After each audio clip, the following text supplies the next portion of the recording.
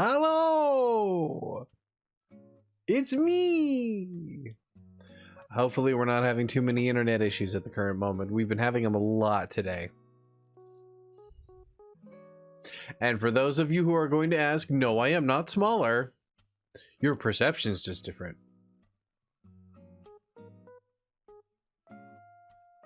Hi! I'm here. I'm cute. I'm small.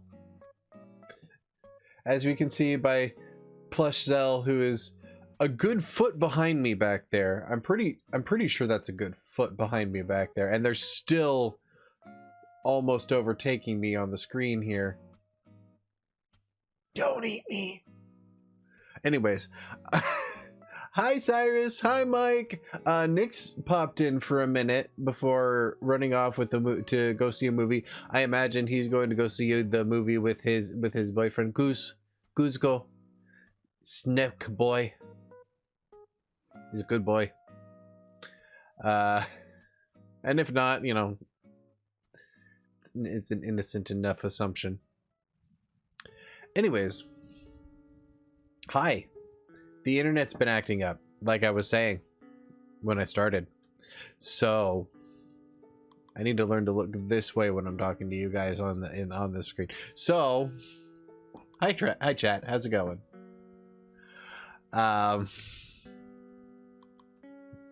Just basically let me know if you experience any like nastiness on your end, so that way I know whether or not it's even worth continuing to stream after a certain point. It's been dipping, like my frame rate's been dipping, but not like it'll dip down for a few seconds into the red and then it'll go like right back up to the green after like 5 to 10 seconds. So I don't think it's going to be too big of an issue. Here's hoping. So yeah, let's do what you're here for. Well, part of what you're here for. I did a dumb last week. Super dumb.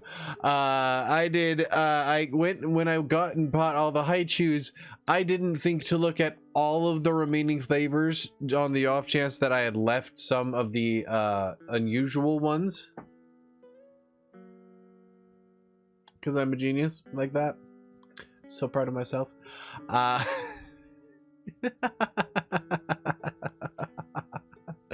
So there weren't very many of the unusual flavors left. Why am I overtaking the chat so much? I feel like I need to move over closer to... I'm moving closer to you, plushzelle. I hope you don't mind. There. Now she can be staring ominously over my shoulder. Bueno. So I could just picture a slow zoom in over my shoulder of me just sitting here acting mad about something and just her over my shoulder. Boom. Like Among Us. Like the Among Us sound. plushzelle is the imposter. You heard it here first. Anyways. So I don't have very many iChief flavors left. I did, Cyrus, I did find the soda ones. It only had 2 flavors in this one though. So the soda ones that we have are cola flavored, I think. Yeah, we've got a cola flavored one. And we have an original flavored ramen one. On the way out, I found another bag because I literally, all of the rest of them were like conventional flavors that you would find basically in any other rest of them, like pineapple or mango or strawberry or something like that. You know, just typical fruit flavors that you'd expect to find. But on the way out, I saw one that did still have a strawberry in it. It was called an infusion, where they put like, I don't know why they call it infusions. Natural flavors with other natural flavors. Okay, that's what it says on the package. Yeah, it just had the cola and the ramen flavor in the bag, but that's okay. But this bag also had peach, which, you know, you get a lot of, if you get peach rings, you know how to get a hold of peach flavored candy. But like, if you think about it, I don't remember ever having a peach Skittle. I can't think of the last time I ever had a peach Starburst. I cannot recall if I have ever experienced a peach candy that wasn't a peach ring. That actually did get me thinking. So, like, outside of peach rings, you don't really see peach candy too much. So I figured I'd pick this one up because it had blood orange, which is another fruit flavor you don't see terribly much in candy. And it had peach, which, if Levina was here, I would totally tease her and be like, oh, hey, it's Levina flavored. But she'll see it eventually, I'm sure. But yeah, I got a peach. There were peach, blood orange, and strawberry in this one. And then I got the soda ones. I want to try the regular flavored ramen one before we actually go into the game. If you guys are okay with that. It's my stream. Shut up. I'm the one who makes the rules. If you're okay with that. Sorry. Oh. Sorry, it reminded me of a meme song from a long time ago.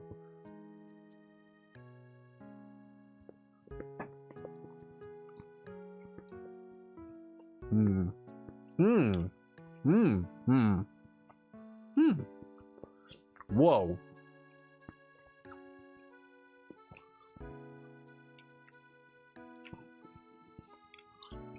Like, color me alarmed.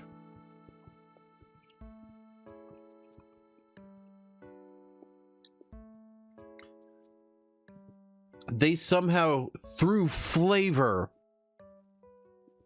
managed to replicate the feeling of carbonation. How is that even a thing? Like, yes, I'm smiling because I'm happy because it's like one of those, I don't even, like, that's something, I can make my own candy. I can make my own hard candies. I can make my own gummies. I can make my own candies in general. That is something I don't know, like, almost every candy that I've tried here, I've been able to go, okay, yeah, I could probably replicate this if I wanted to. This one, I have no idea how they did that. I have no idea how they did that, but it actually, like, the flavor tastes carbonated.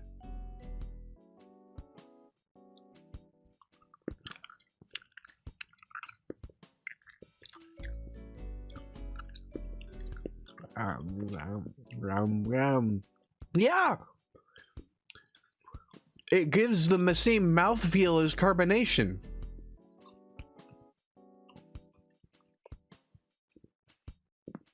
It is blowing my mind. How did they do that?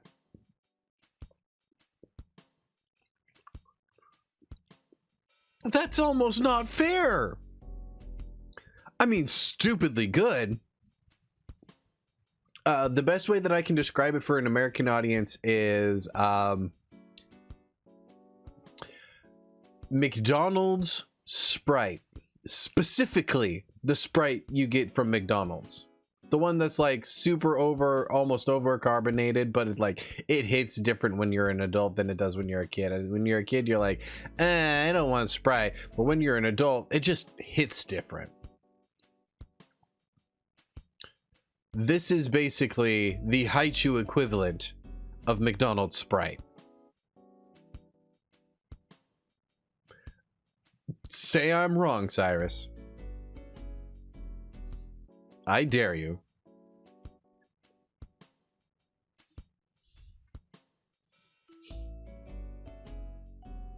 That is super mind-blowing. Like, it is, how did they do that? How did they do that?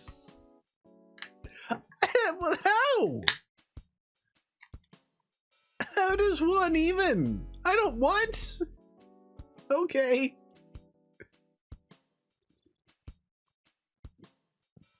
taking a sip of my Bang root beer. Okay. I've just got, like, okay, I've had Bangs before. Most flavors I find to be oversweet. But there are a few that, like, the oversweet works with.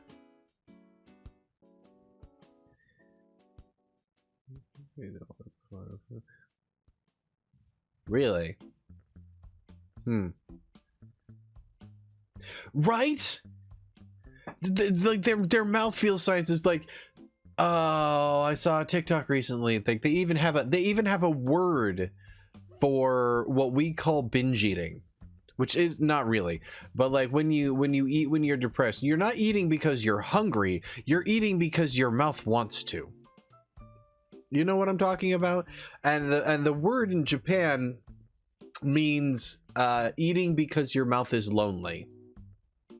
And I can't for the life of me remember the word off the top of my head, which is funny. I've got a brain for Japanese, but I can't for the life of me remember what it is.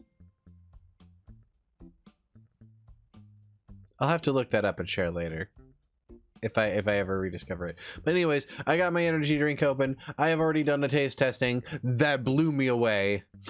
Like that actually blew me away. I'm looking forward to sharing this with Liz and my siblings and my nieces and nephew, and actually having a few more of them myself, hopefully. But let's jump into the game.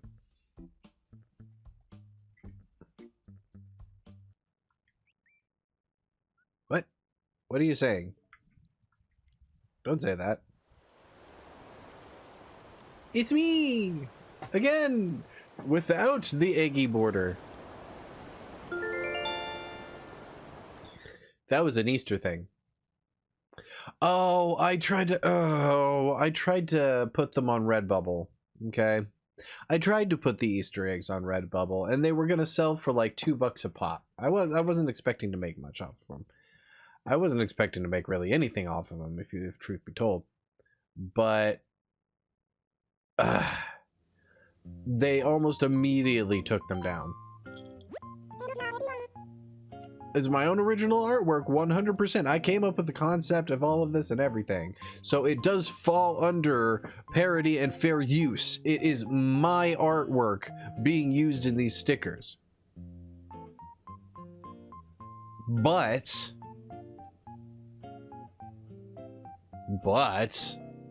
RedBubble didn't see see it that way, and was just like, you know what, we're affiliated with the people you are trying to air quotes rip off. God, I can't wait till I get hand tracking.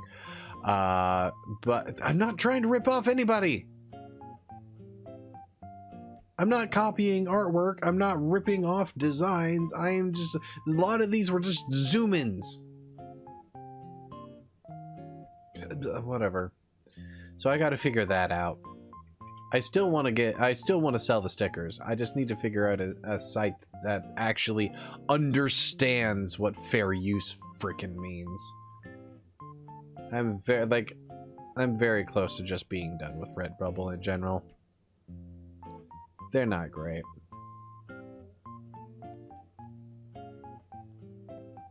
Anyways. Hello there, everyone.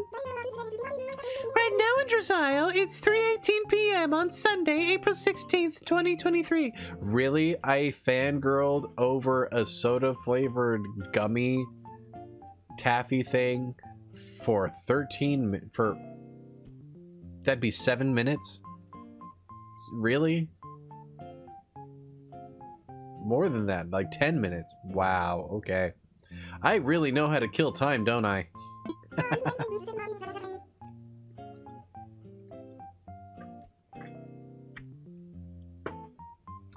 Our good friend Mabel has set up a shop here on the plaza today. She's always more than happy to help folks freshen up their wardrobe with new clothes and accessories. I need to go look. Oh, I let plushzelle keep her eggs.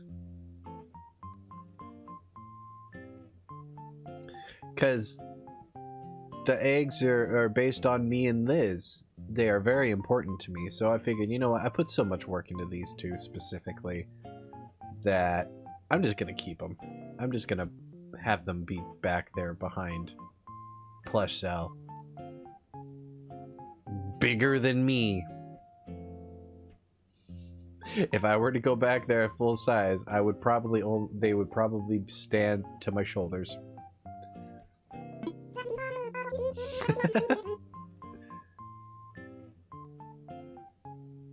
Yes, plushzelle has bonded with them.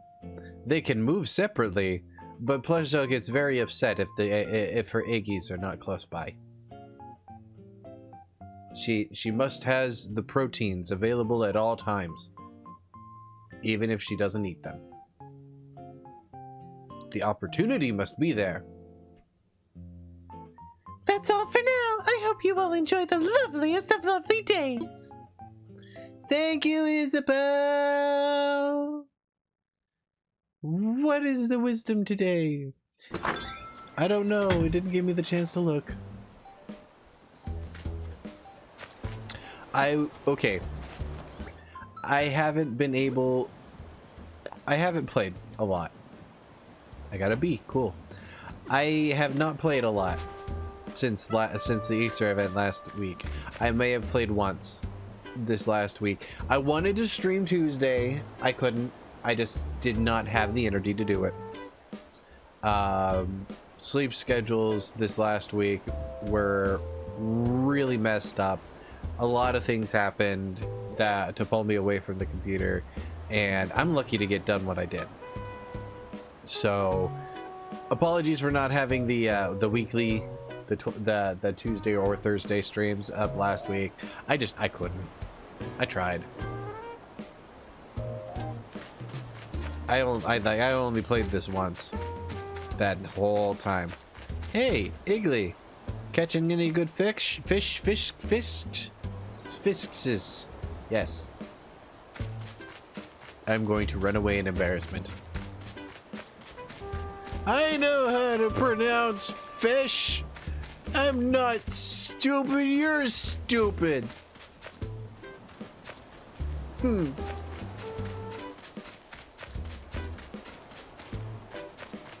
One of these weeks I should have just a hangout. Chatter, what's up? Let me put this away. Chatter, what's up? Yo, what voice did I give him? I gotta give him a super Chad voice, so like something like, "Yo, Samantha, what's this I hear about you having some kind of special project?" No, that's too much like Tom Nook. Chad, Giga Chad, Frank Sinatra-esque.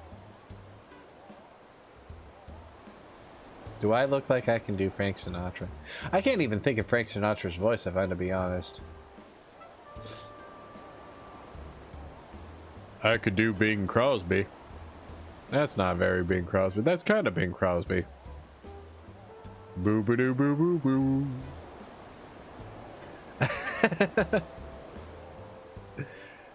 I was hoping, gotta keep it low. Gotta keep it low.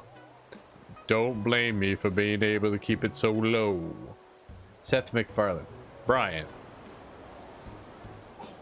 My name is Brian. I'm a dog. Sure, we'll go with that. Hello, everybody. Can do with Markiplier. I was hoping you might be producing a low-budget yet artistically groundbreaking feature film.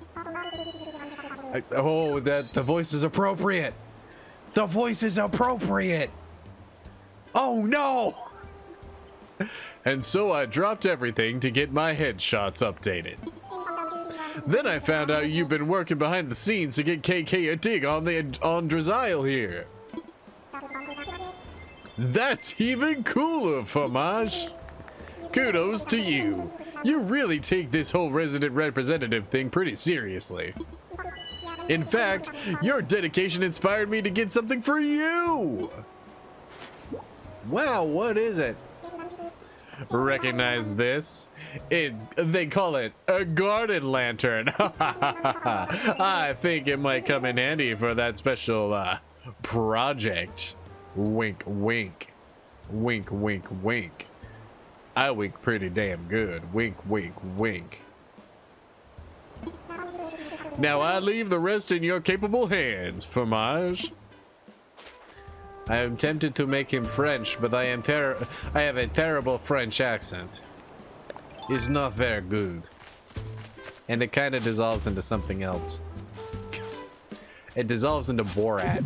That's what it dissolves into. Very nice. I dug up a fossil. Not my shovel. I'm getting tired of these damn. I'm getting tired of this damn. Of all these games with these damn durability systems. You know what? The next game that has a durability system, I'm probably gonna love because it's Tears of the Kingdom. But after that, let's take a break from the durability shit for a while, huh? AAA games? Huh? Huh? Is my angry volley noises. Huh? Should I craft something? Yes, I need to craft a new shovel.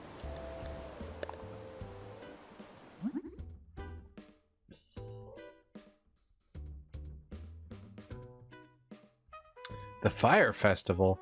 What fire? What? Don't confuse me. I'm already super confused. Like, all the time. Come on, you wouldn't do that to me. Little small Avali me. The space burb. I'm cute. See? Look at the eyes. They get all big and stuff. I can see the universe. And it's beautiful.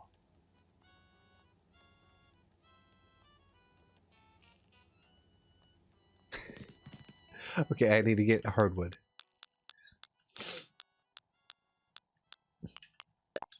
Oh no, do I have enough? Am I going to have to use the durability of my axe to make myself a shovel? Is the game really gonna make me do that? Really? Really? Sad. Make me a shovel. Poof, you're a shovel. Ah, bollocks. 1, 2. Buckle my shoe.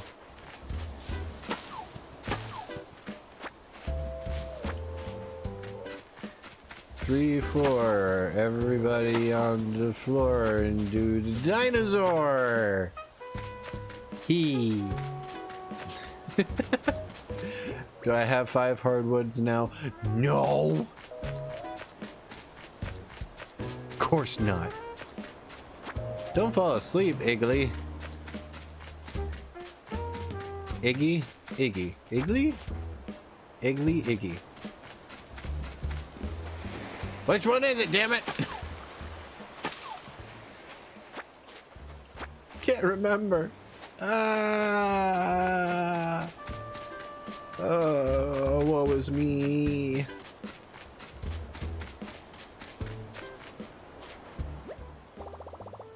Should I craft something? Probably. Do it.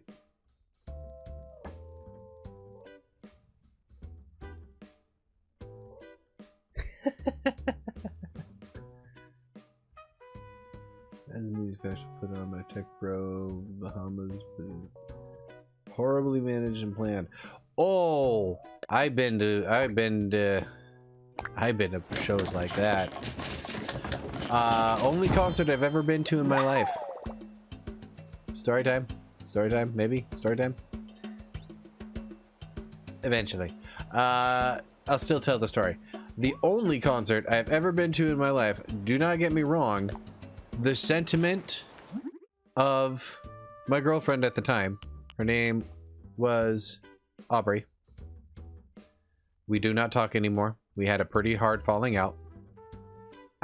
She's reached out once or twice for like important things. Like when my dad died, she reached out and said, hey, don't really care to hear back from you, but I wanted to say, you know, sorry about your dad.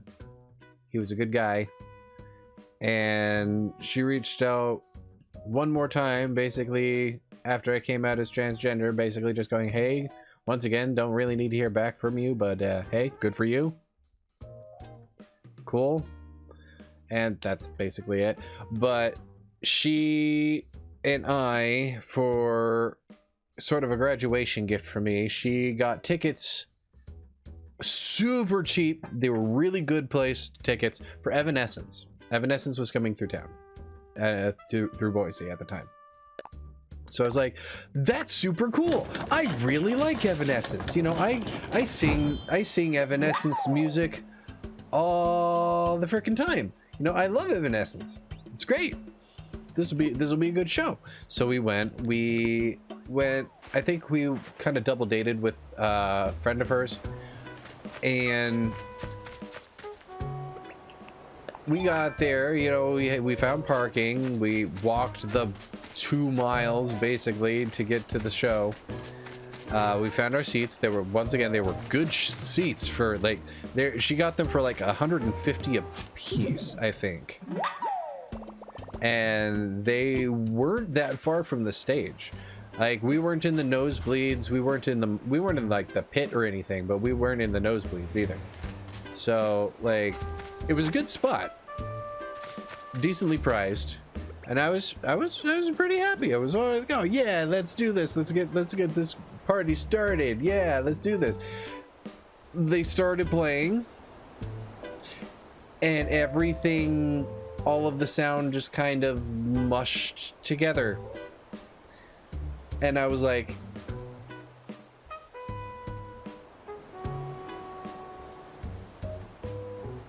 what?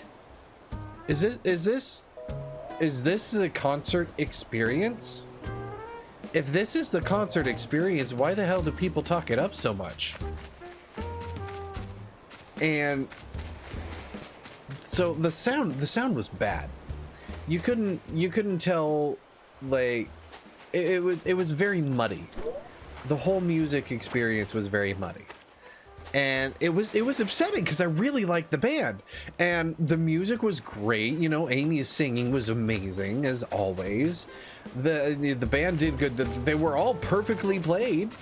I sang along when they did the ballads because that's what you do at concerts. I sang along with them, and in the moment, you know, I was like, oh, this is an experience, but still nagging at the back of my head. I'm like, this could have been a better experience.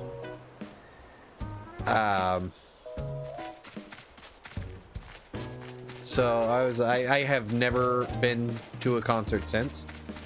And, you know, I appreciate everybody's just like, no, you should give concerts another try. Especially a musician like you who has been the person in the so many concerts. You should give concerts another try.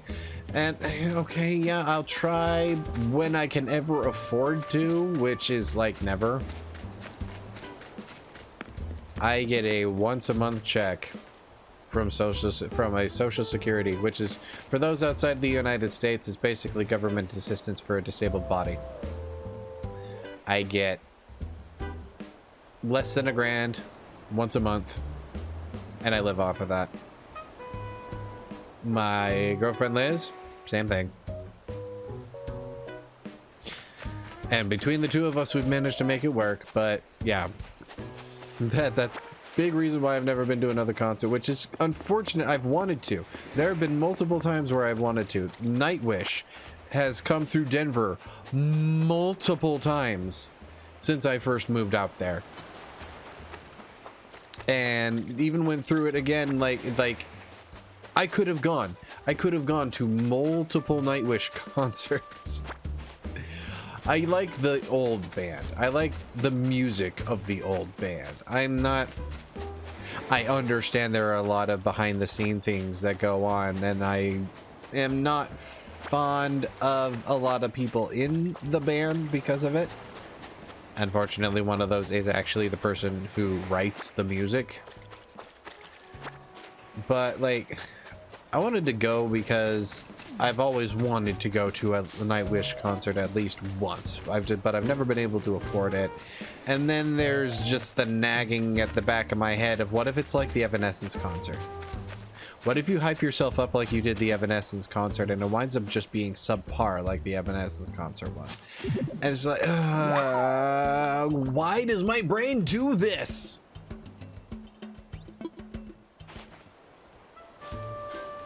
You know what I mean? Where it's just like, okay, so like I've passed on so many opportunities, so many kick-ass opportunities because opportunities I've had before have been subpar. Which, if you do that, you never get anywhere. So it's like I've been intentionally setting myself up to fail, which is bad. Don't do that.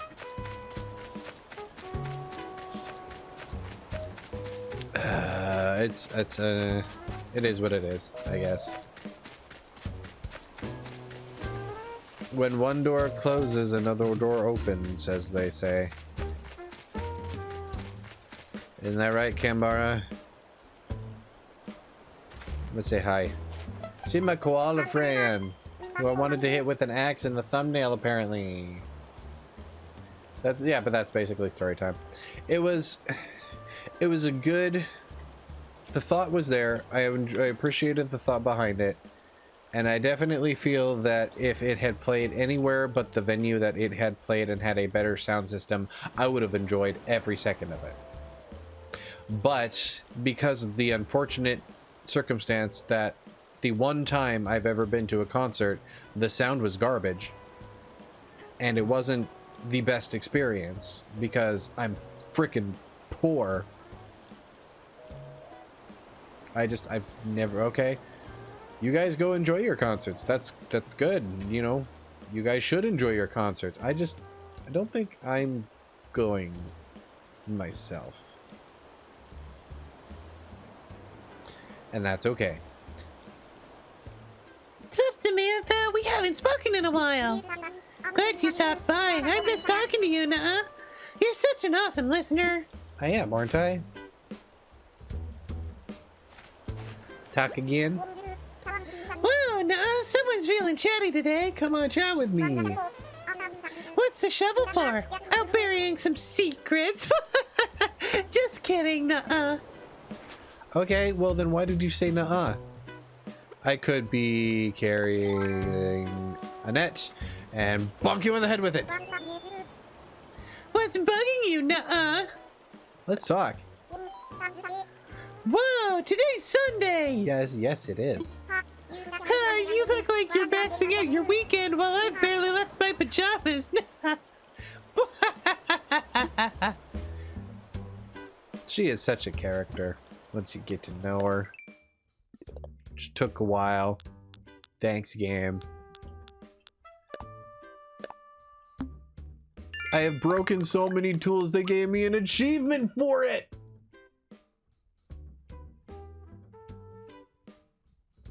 Oh my god! Really? They're gonna do me like that? Really?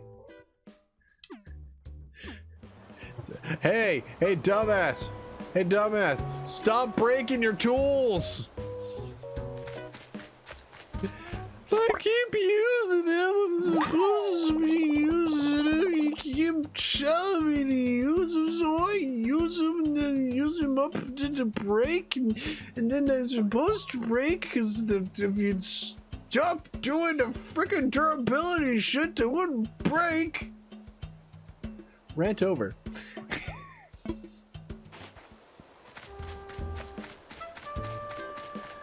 Anybody understand any of that?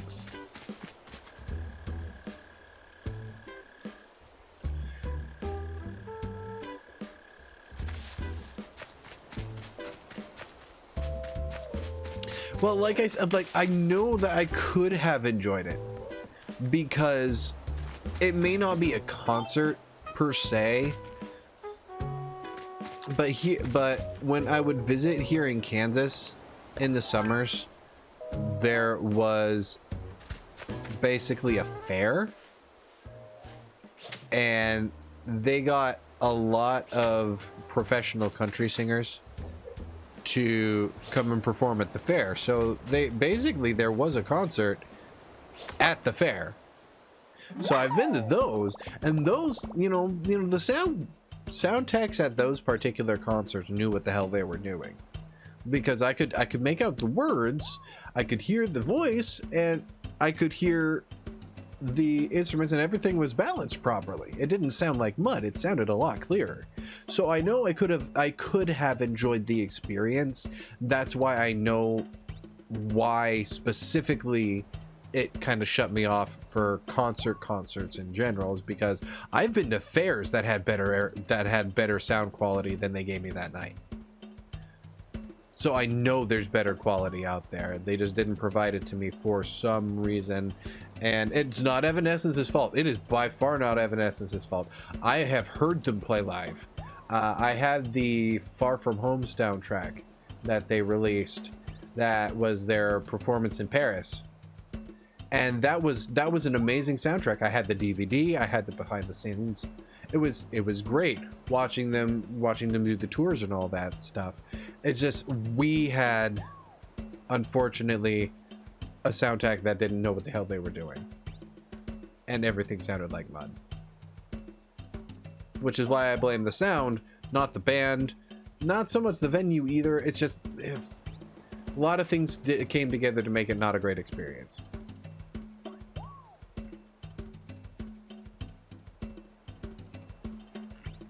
I just know it could have been better.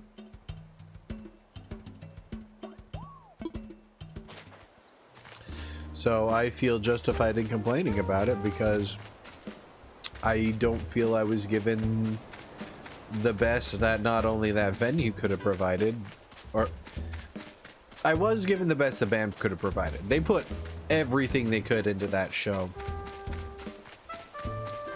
especially with what they had. But they didn't have much to work with, you know? So if there's going to be anyone at fault, it's got to be the sound technician. And after being a content creator for as long as I have been, and working with sound for as long as I have, once again, it's not a complaint, because I know how difficult sound balancing can be. I have recorded my fair share of songs myself, and not all of them have turned it out sounding great because I get the sound balancing wrong. I'll have the instruments louder than my voice, I'll have my voice louder than the instruments, or hell, there's even the absolute worst bit where somewhere along the lines my voice isn't even, or my voice is great at this one part but it isn't loud enough at this other part, so I have to go back and completely re-record it. Yeah, so I understand sound balance is not perfect, it's not great, it's a difficult trade, is what I'm saying. It's a difficult trade. So I wouldn't bitch if I didn't have experience in it, and do not now know how to do it, and know how to do it fairly well.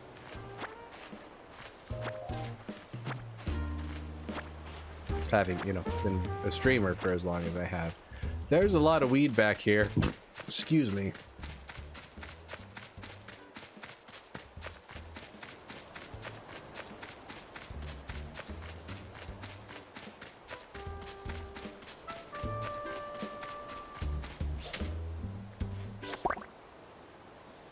I was digging holes, right? Gotta make sure I remember what I'm doing, so I'm not just mindlessly aiming and wandering around and stuff, because I am capable and completely prone to do that. This is the wrong one. See what I mean? I look away from the screen for 2 seconds and already I'm like, wait, wrong spot. Whoops.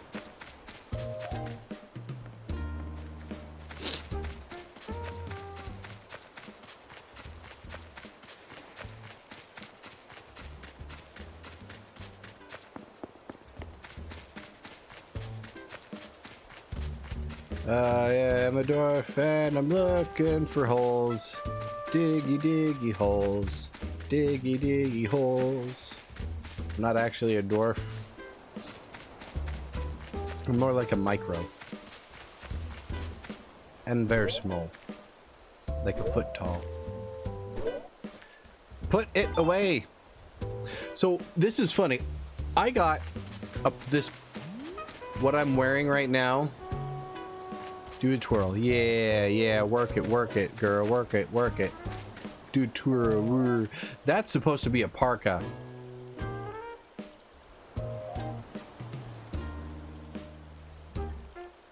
That looks like a hoodie to me.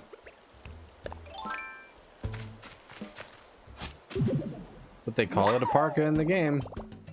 So... Stop digging holes! Said the player to the game. You listen me here, bucko. And control you and make you do things and then you don't do. Why?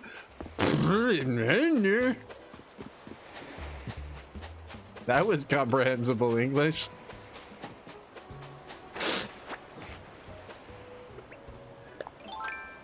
Net. Bug. Bug. Bug.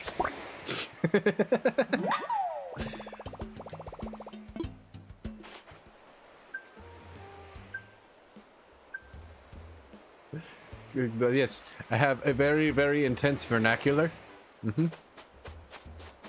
What was it? What is it that says in Little Rascals? God, if that's not an old reference.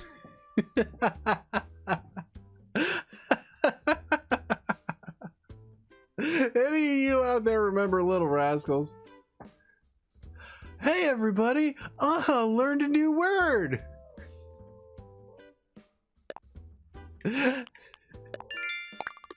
Actually, I have a phenomenal grasp of grammar under the word of syntax. I simply chose not to employ them.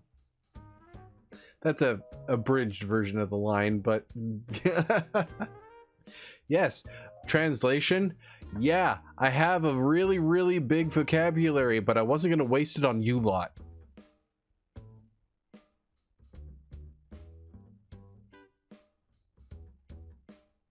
Yeah, that was like one of... Oh my god. Okay, so Liz and I have a term called bunny movie. Okay? It's a lot like spoons, where if you're disabled, you might understand it. If you're not disabled, you probably won't. But the term bunny movie, she got because growing up, she had a movie she liked to watch on repeat. And that's Wallace and Gromit, Curse of the Were-Rabbit. And because that was the movie she watched so much that it drove her mom crazy. Her mom bought her her own copy so that she didn't have to sit and watch it with her. And it's kind of faded over the years, but it's still like one of her favorite, absolute all-time favorite movies to just put on and veg out to. Come back here, Dragonfly. I will catch you. Dang it. But that's where the term came from, is bunny movie. You know, the movie that has the were-rabbit, the movie with the rabbit, the bunny movie. And they just realized, oh, hey, that could potentially be an all-encompassing term. So then, you know, movies that you watch for comfort became tokened as bunny movies.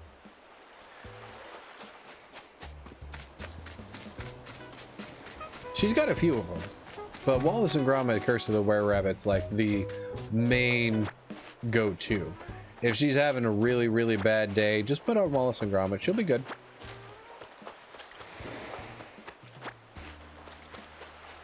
She'll even ask me, hey, I'm not having a great day. Can I put on Wallace and Gromit? Yeah, sure. Don't see what's stopping you.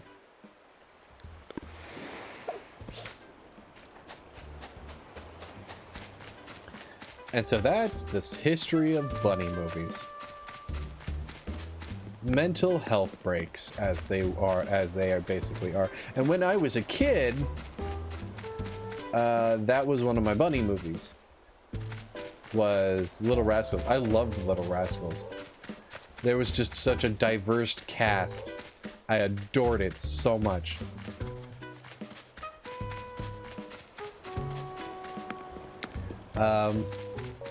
Plus, my family always compared me to Alfalfa. Unlike him, I could actually hold a tune, but I was like, I was the one everybody considered the best singer of the family. I was the musician of the family. I was tall, lanky, and twiggy like Alfalfa. And funny enough, there are... So, okay. I grew up in a cult.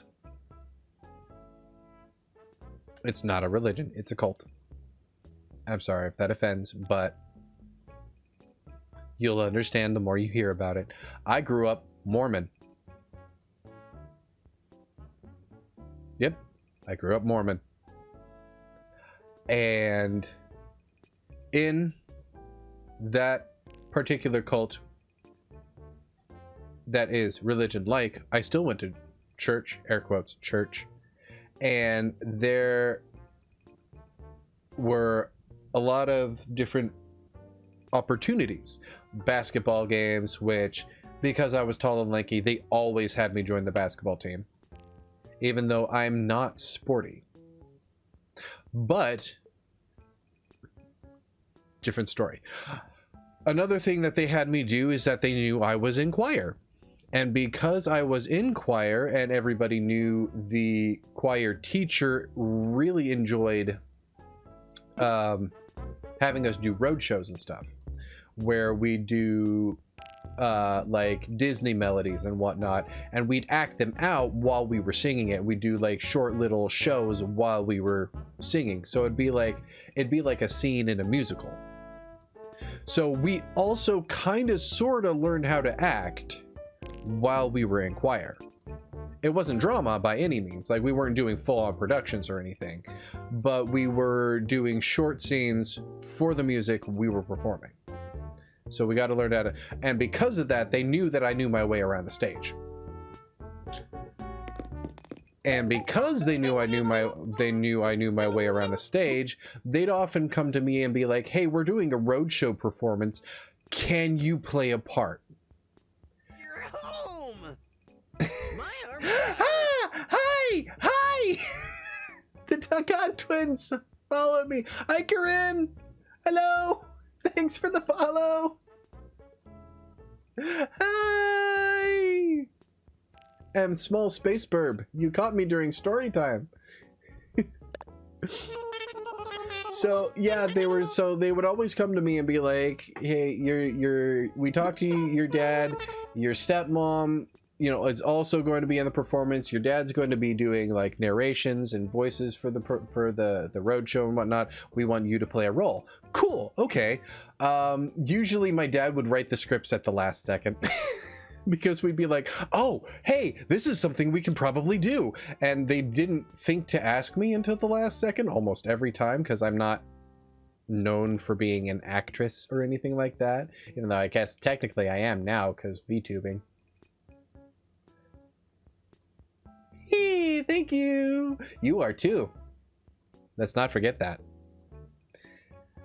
Corinne is also a VTuber. I'm going to go ahead and shout out. Corinne is also a VTuber. Go follow them. They have good streams.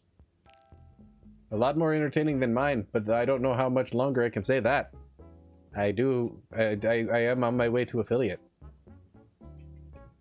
Yes, I am very pattable, and soon enough I shall have redeems, and you can do the patting and the booping, and I have so many plans for all that. But yeah, stop getting distracted, Sam. So they would always come to me and talk to me about the road shows and whatnot, and I'd be like, "Okay, yeah, whatever, I don't have anything better to do." And I'd be like, "Okay, yeah, sure." And because I did voices too, that's something I picked up from my dad, that my dad and I shared, that we really enjoyed, that we had in common, is we both do voices. Like, you hear me doing like the Elmo voice. I kind of started that because my dad could do it. I can do a Kermit the Frog voice that I kind of picked up from my dad, and that was one of the voices he really liked to do, and one of his favorite songs was actually Rainbow Connection that Kermit the Frog performs in the Muppet movie. And he could do a lot of different voices, and I think that's pretty much where I kind of picked up on it. Is my dad could do them, so why not try and learn how to do them myself? And God rest his soul. Hey! I'm good. Yes, and do good voices, and I'm good sing. Yes, I'm good. I am not putting myself down, I promise. I'm just saying I wasn't known at the time for being much of an actor, but which is why they never really thought about me until like the last second where they're like, oh wait, Sam can do it. and I never said no, because it was an experience. It's not exactly something I can put on a resume of, oh yeah, there was that one time where I acted as a stage performance at my cult.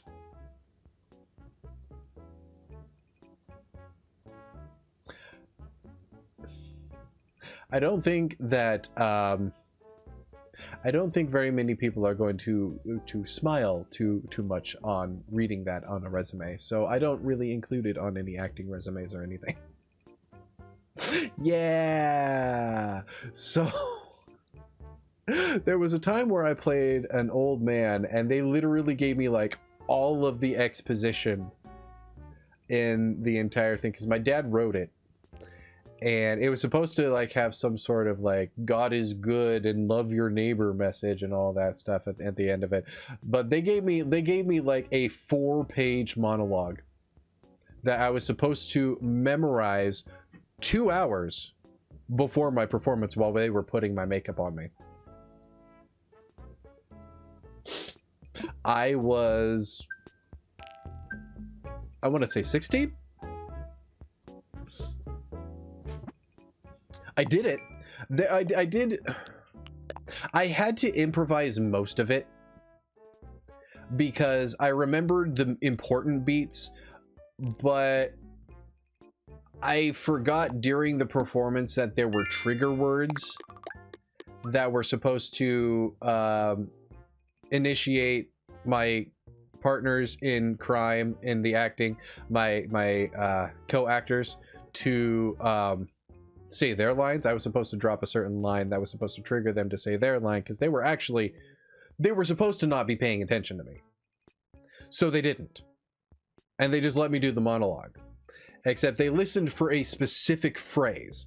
And unfortunately, I said that phrase early in the actual stage performance while I was monologuing because I was improvising. I had to. I didn't know all of the lines. I just knew what I was supposed to say. And I was going through, and I got to that point, and they said their line, which is something I hadn't said yet in the story. So, and I had to stay in character while they were accidentally trying to break my character. So I stared her down and I said, have I told you this story before? Because I haven't gotten that far yet.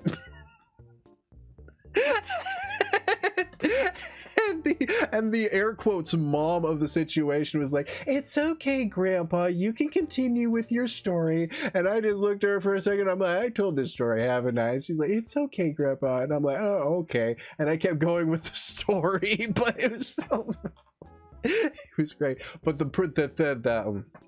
wow, my ADD is once again in full swing today. The point of all this story is, in one of the road shows, I played Alfalfa. Because I was tall, I was spindly, I had dark hair, I had a lot darker freckles at the time. They've lightened up as I've gotten older, but I've had very dark freckles at the time. So adding a few more wouldn't have like hurt. I had the capability of singing off key because that's something they it's one of the things they kind of sort of weirdly teach you in choir is to be able to sing on key, you gotta know what off key sounds like, if that makes sense. So they teach you how to sing off key and on key, but not everybody can once they get the grasp of singing on key can tolerate singing off key. I basically did a lot of different things for attention. And that was one of the things, one of Alfalfa's biggest plot points in the movie was that everybody thought he had a great voice, but in actuality, he sang off key. He was borderline tone deaf. That it was his charisma that people fell in love with, not the voice. But his charisma made the voice better for the individual he was singing to. That was kind of the point of Alfalfa in that movie. But it's still just like, I was one of the people they chose because I was tall, spindly, I could sing off key, I could project all the way to the back of the auditorium because choir helps you project your voice. And it was weird. Life growing up in a cult. I am no longer affiliated. I will tell you that now. They probably wouldn't appreciate some of the life choices I've made since my quiet exit from their cult. But it was one of those things where I kind of saw holes being poked in their own scripture when I was 10.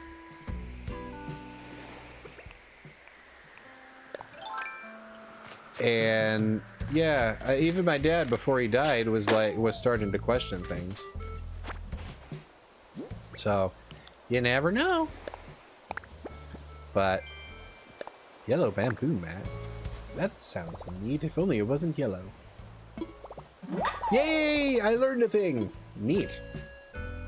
Let's go have the fossils appraised because I think I've hit all the holes that I need to hit.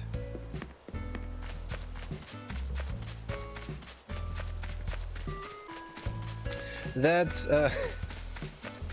I gotta say, TikTok can be weird sometimes. I know that sounds like it comes from left field.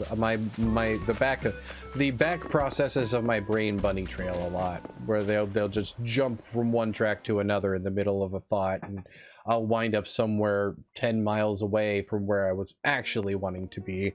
But like, TikTok is where I found so many other content creators on TikTok who, like me, grew up in that cult, and none of us actually quantify it enough to call it a religion. They're a group of people who have a singular belief that is kind of Christian. Kind of? I'm being very generous by saying kind of. But yeah.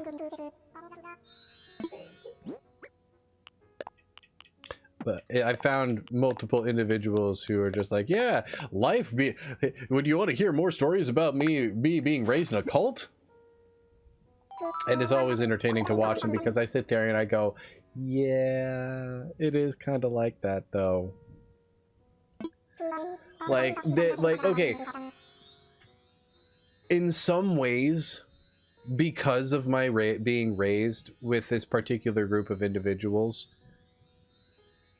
my brain is hardwired to believe I'm living in the apocalypse. That every little thing that goes wrong in the world is like, oh, look, the world's setting up for the second coming. That's gotta be what this is. I can point to this scripture to prove it. Can I just not have that much panic and appreciate the life I have, please?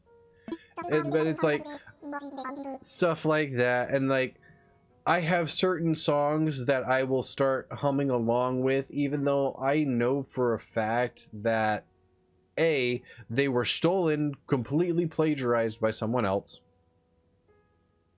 They belong to someone else. And B, it'll just be like, why am I humming this? I learned this when I was like 5. And it's like a song about a snowman that I built and then it got warm and it melted. There is a whole song. There is literally an entire like 6-verse song about building a snowman and watching it melt.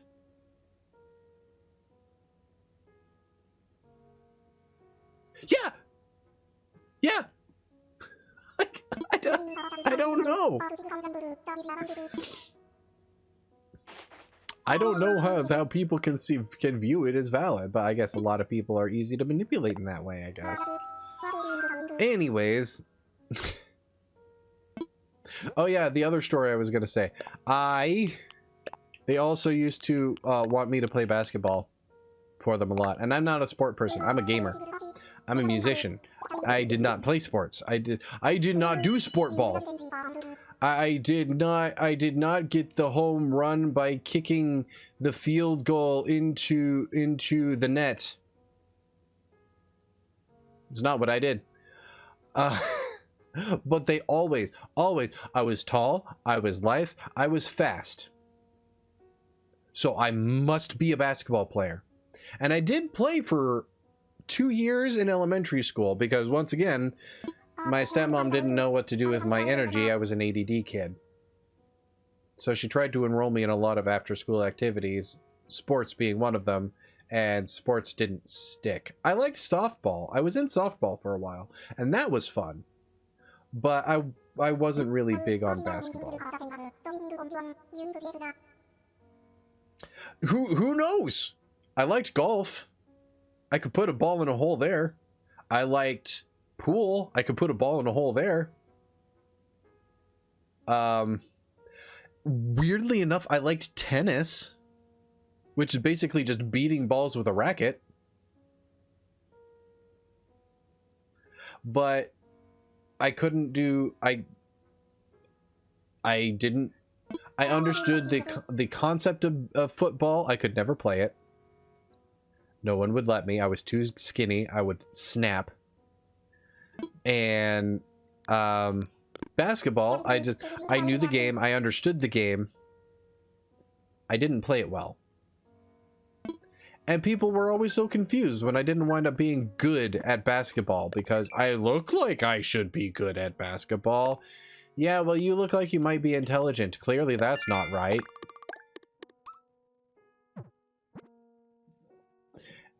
Movie. So they would always pick me to be on the basketball team because I rounded out the team well, and usually they had me as the bench player, which I was okay with. If I didn't mind watching the game, and I got to spend time with some individuals that at the time I considered friends. So I didn't mind going to the games so much. It's just the almost once a game where I was required to be on the court because they wanted to make it fair. They wanted everybody to have their chance on the court. I didn't want to be on the court, but they tried to make it fair anyway. So I was always on the court at least one game or one turn out of the game, whatever. One rotation, whatever you want to call it.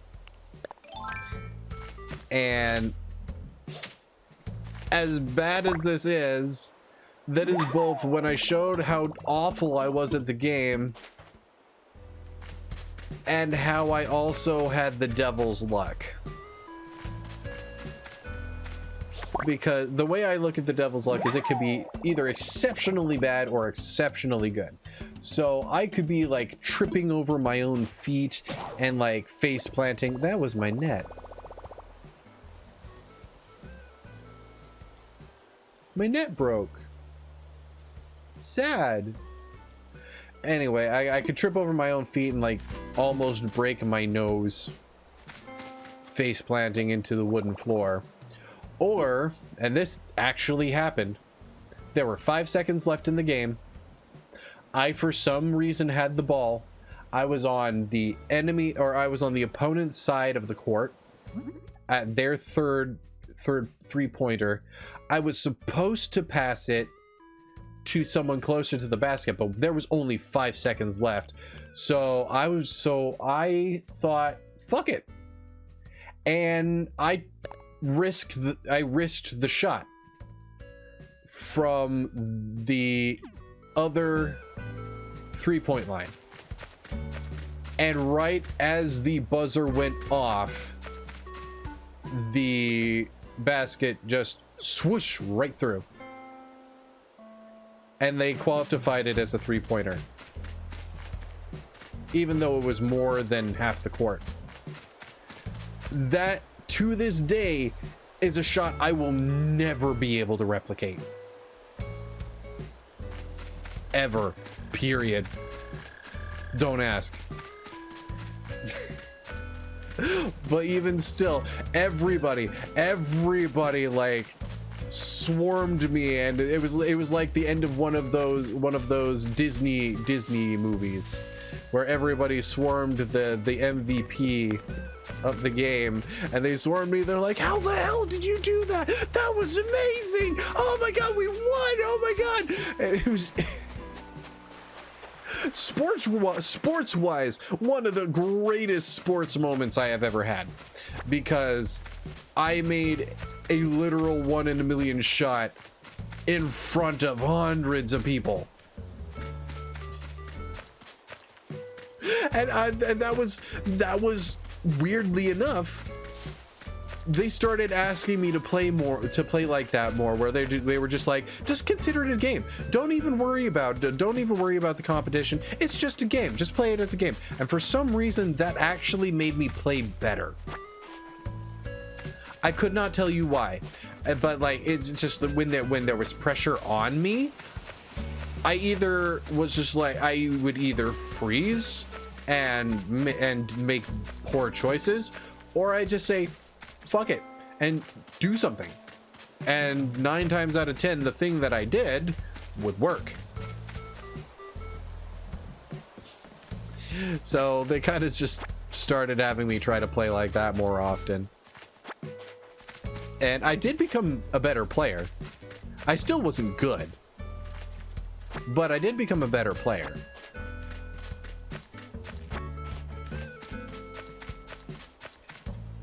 And that is all the stories that I have from my cult at the moment, or from my old cult. I have been exonerated. Kind of. Well, I get missionaries coming to my door a lot.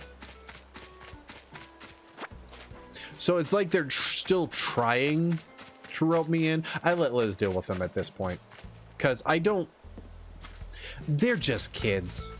They don't know any better. And it's like, they're not only that, they're kids that believe in something. And even though the thing they believe is complete garbage, that doesn't change the fact that at that time in your life, it's important to have something to believe in. So it's like, I don't want to destroy the dreams of these kids, you know. If I do that, one of them might want to be a doctor or a lawyer or something, and just hearing these truths from some random stranger might be devastating enough to them that it'll just ruin everything in their life, and it'll change the trajectory of their life forever. You know, you never know. So it's, something else inevitably down the way is going to open their eyes. It doesn't have to be me. And if they don't open their eyes, I hate to say it, but that's not my problem.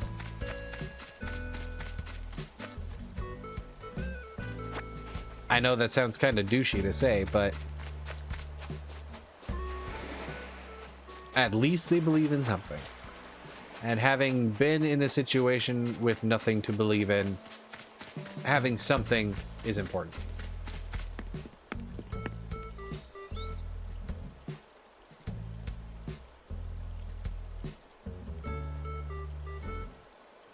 Yeah, they don't ask for me. They're just missionaries. They're just doing their dailies. As it were.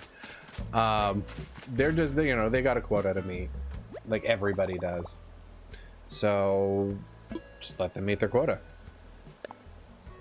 I leave it to Liz because Liz has tactics to get rid of annoying, pushy, religious individuals. Maybe someday I will set up a second microphone in here so she can come in and explain that to you. But for now, all you need to know is she's very cheeky and knows how to get rid of young men, young religious men, very quickly.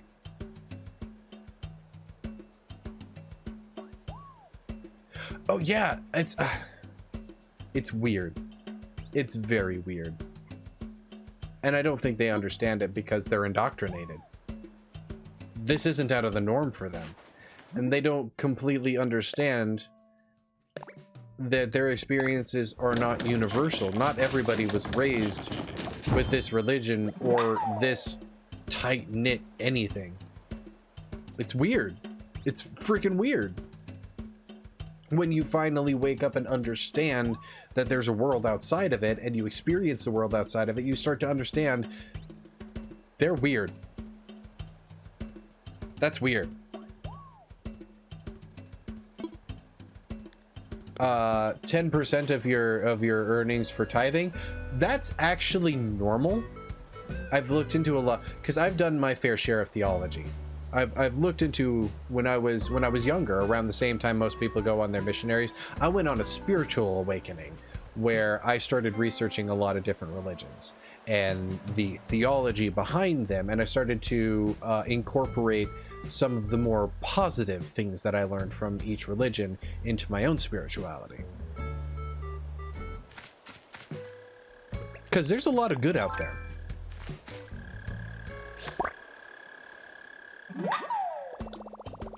But yeah, I would receive in Denver, I would receive mail with my dead name on it from the Church of Jesus Christ of Latter-day Saints, and I'd be like, ugh, more. And it'd just be like, hey, come into church so that we can talk to you. And I'm like, oh yes, would you like me to come into church, step foot into your place of worship with my boobs all presenting so that way I can walk right up to you, pull my shirt down and say, these aren't fake. Hi, I'm Dead Name. These aren't fake. Do you still want me to in your cult of homophobics and transphobes?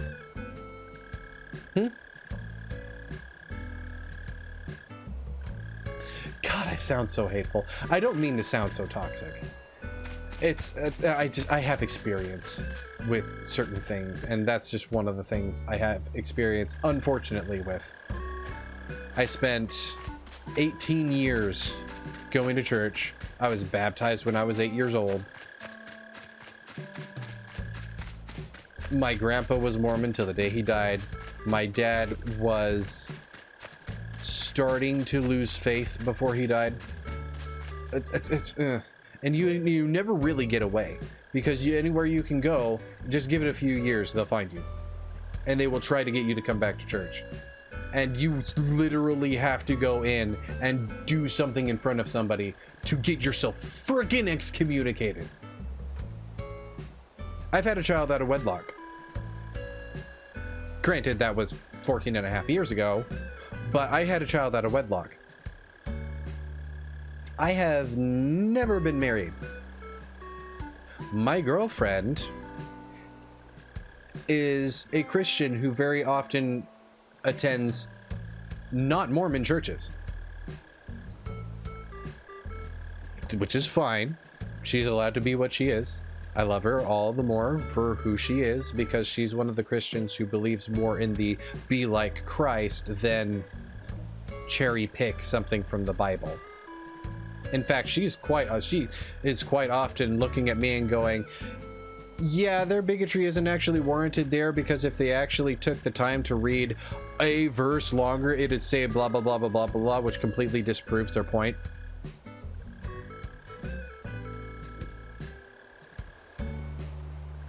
Yeah. So it's just like my own daughter's transgender. My daughter's other parent is also transgender. My daughter is non-binary. My ex is female to male. I'm male to female. It was very convenient for my daughter. She's just like, oh, hey, my parents switched places. She loved it. She thought it was funny. She'll still defend me. More than I defend myself most days. Where I'll just sit there and just be like, oh, hey, you got a sweet little girl. You must be a good father. And she'll look them square in the eyes and say, that's my mother. Say it. Say that's my mother. And I'm just like, Annabelle, Bells, you can cool off. Bells, calm down. It's okay. I gave up caring a long time ago. Oh, do I still have stuff to sell? I should probably... I wasn't even looking when I did that. I'm sorry. But no, it's there are certain government-funded organizations, there we go, that call themselves religious. They're really not. They're just fronts for bigotry. They're a place for the racist, homophobic, transphobe to go and spend time with like-minded individuals, which is not a good thing. And unfortunately, that's one of the cults. I don't even know.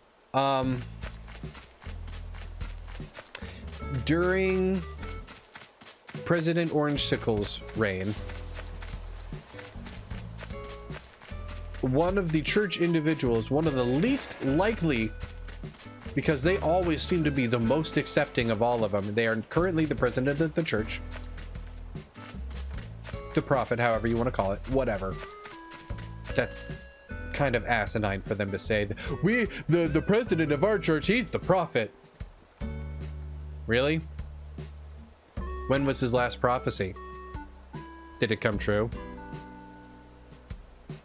Have they added books to your Book of Mormon scripture? Doesn't seem like much of a prophet if they don't have the amazing prophetic ability, which is prescience.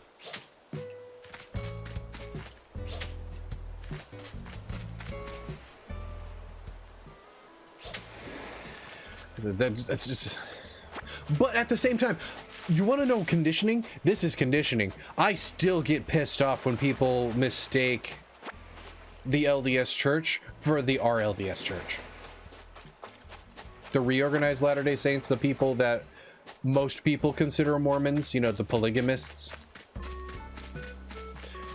That's not the part of the church that I was in. And I still feel the need when I overhear people basically calling them the same thing or getting them confused in any way. I feel the need to pipe up for the sake of being right about this, can I interject a thing or two about this cult you guys are talking, the different cults you guys are talking about?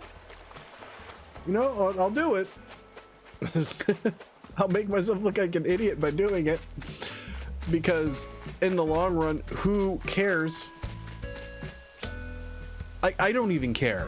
Why am I bothering to say any of this to any of them? I don't care. I still don't care.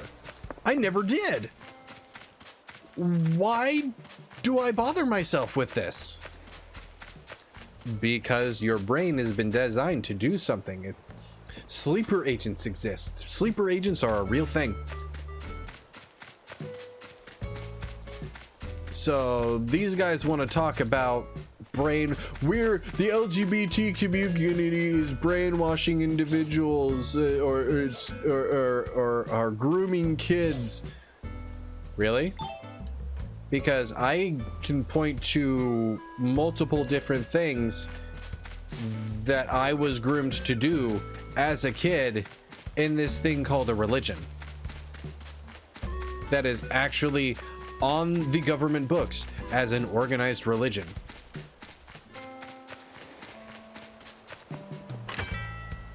And yet you want to accuse the LGBTQ community, the community that openly accepted me when I finally discovered who the fuck I was, that they're the ones doing the grooming, and they're the ones doing the brainwashing, and they're the ones doing all the forcefulness and the push. I won't say it's impossible. What I will say is every fandom, every government, every organization has its dark side, has its dark people, has its dark members. Don't let them be the reason for your hatred, because that is not a representation of the entire thing. You cannot let a few people, you can't let a few bad nuts spoil a bowl of mixed nuts, you know? Or you can't, it's easier to just throw out the rotten tomatoes and eat the salad. You can still enjoy the salad if you throw those rotten tomatoes out. Or, you know, and then there's the good tomatoes, which you can just keep in, and they make the salad better. But you can get rid of the rotten ones.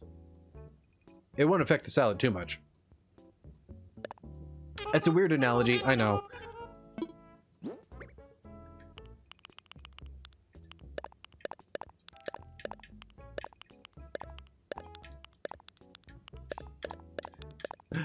I am known for being unconventional. That will never change.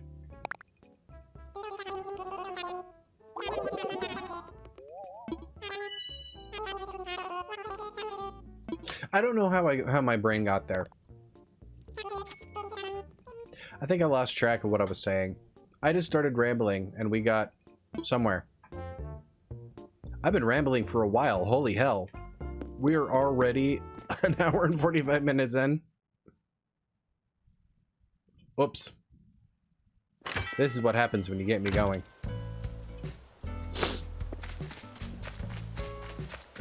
But yeah, you guys got a bunch of different stories and a lot more Zell lore. I was a part of a cult once upon a time. I'm not anymore. Fuck that. Would never go back. Well, hello, Popo. What's the latest? I'm struggling to come up with a last-minute dinner plan, Popo. Oh no! I'm sorry. Well, guess what? I believe in you. She's gone. Too slow, Sam. Too slow. Okay, I think that is my dailies out of the way. There's still a bunch of bugs all over the place. Hey, hey, hey! It's Mabel! I'ma buy me some clothes!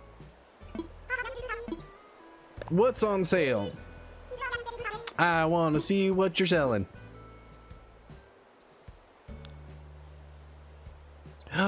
Parka dress. Got pink pants. What's this? No show socks. I'll get pleather sneakers. Cause I likes me some shoes. Some good shoes. I only got boots.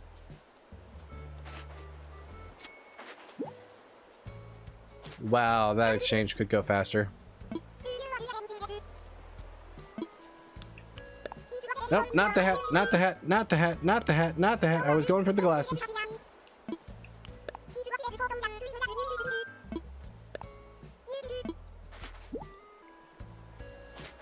And then I will get the pink pants. just so that I can wear them with my black parka and confuse the hell out of everybody.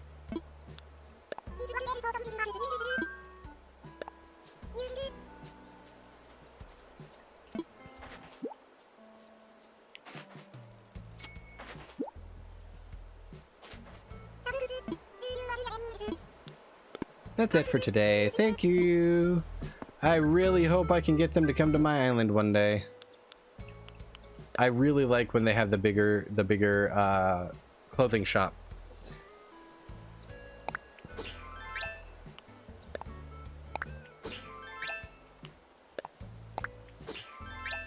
Perfect. Well, I like to make my own designs. As if you guys remember the first stream that I did of Animal Crossing, my old island had a custom flag made. It was my old YouTube symbol, which was I used to go by Gothic. It's still my artist pen name, but I go by Gothic in the art scene with a YK. And it's what I called myself on YouTube as well.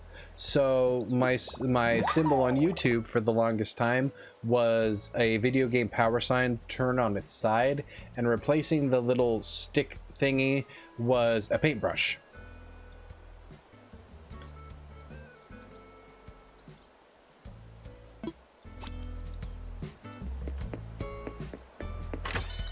And that was my symbol. I made the symbol and I put it on flags, I put it on t-shirts.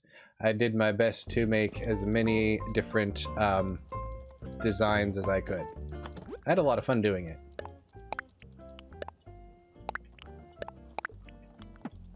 Hey, Mr. Nook. Any ideas? Ah, Samantha. Hello, hello. This is the construction consultation counter. How may I help you, What should I do? We're on the last part of Project K, the grand plan to hold a KK concert on the island. If we can raise the image of the island and we get some excellent word of mouth PR, then I'll make a proposal. I've already read all this.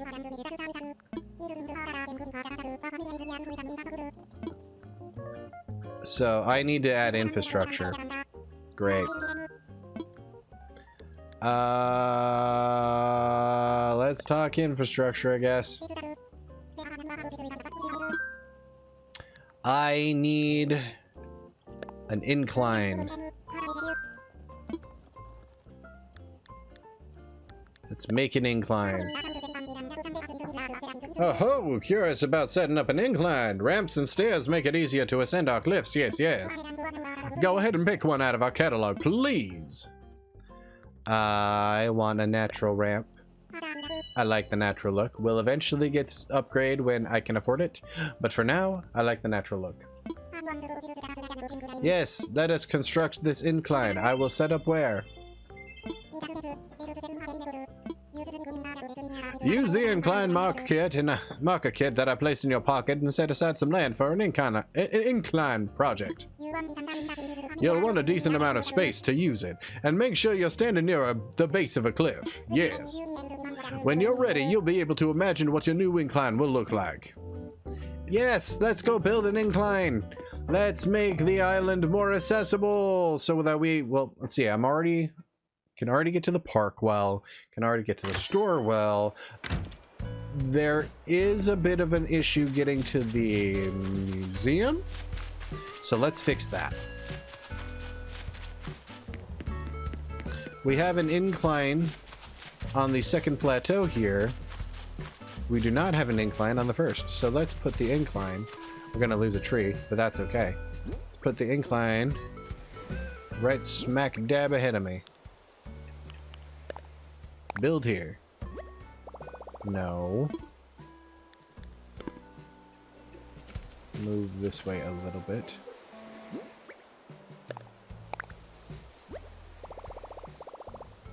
I want it to be in the middle. Why I want to do the middle?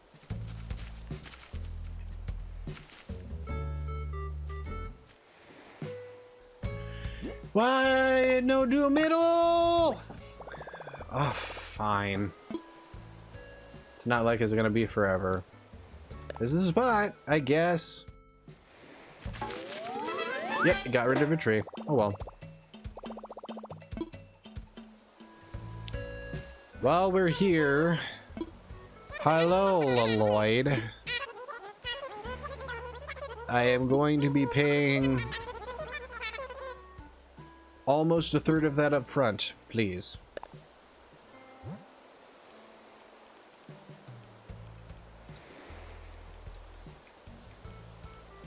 Why you know? Okay, there we go. Yes, have it. Why would I have given it to you if I didn't want you to have it? You're doing me confused.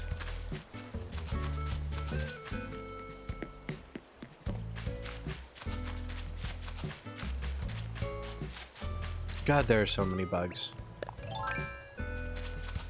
Get! This is my island. It's supposed to be a clean island. Screw you, bugs. I'ma clean up the island if it's the last thing I do, and I'm gonna catch all the bugs, I'm gonna sell all the bugs, and I'm gonna make the island look good. As good as it can right now. I looked into, you know, I kept saying I wanted to make paths and all that jazz. Well, I looked into it. That's a skill you get after the KK Slider concert. So after the credits roll. So I guess I'll keep having to do this throughout the week until it looks good and I reach something I wanted to look. That was a good sentence.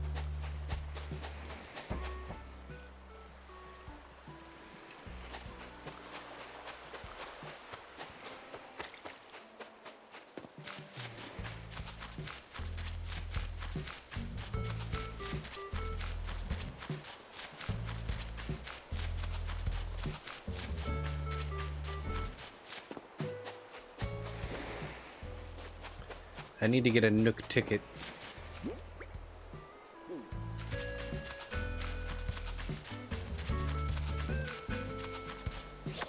Ha!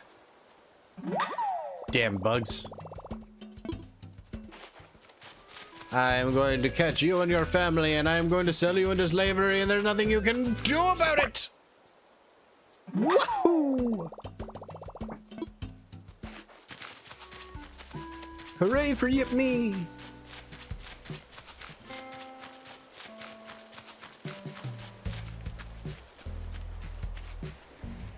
Ha! These bugs won't know what hit them.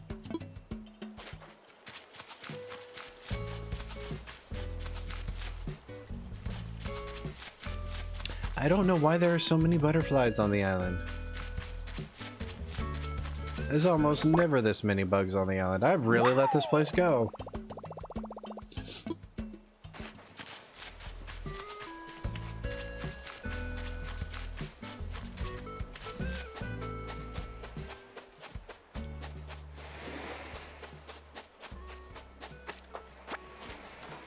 Okay.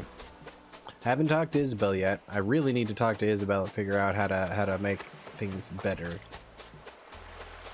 I still need to move some people in, but I need to build houses before I can move people in. I haven't had a camper in a while, which is sad. I can't find my my friend Kimmy made me amiibos of like 3 or 4 of the villagers that I wanted in the game, and then I lost them because they were just cards, and I'm dumb. To be fair, I lost all of my Breath of the Wild ones too. It makes me sad. Actually, I think I might know where they are. But I'm not going to go look for them because I'm in the middle of a stream. But maybe I'll be able to have a villager stream where I can be like, hey, this is a villager I'm inviting to the island. Let's all make him feel welcome and good.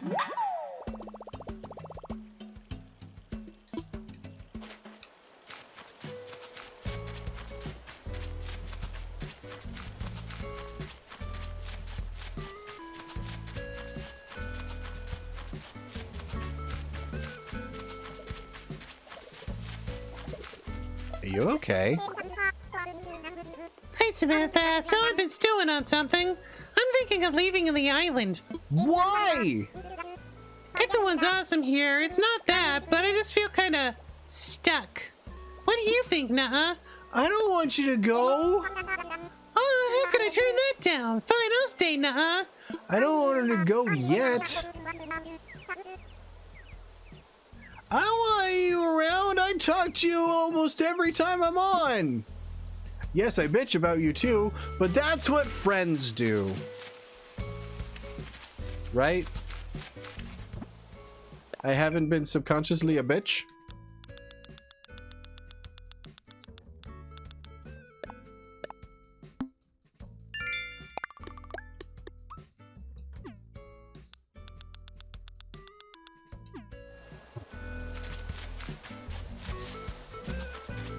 Maybe to the bugs.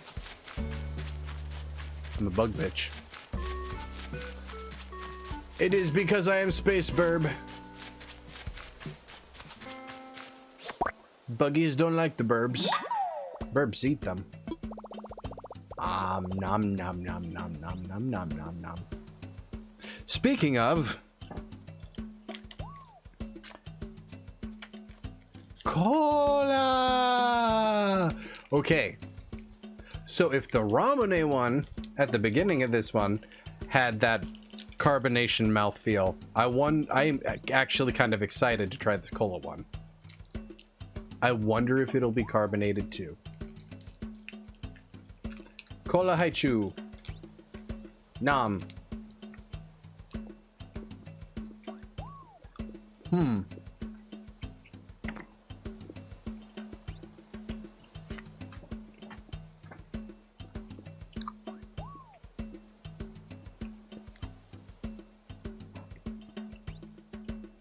Their cola must be very different from ours.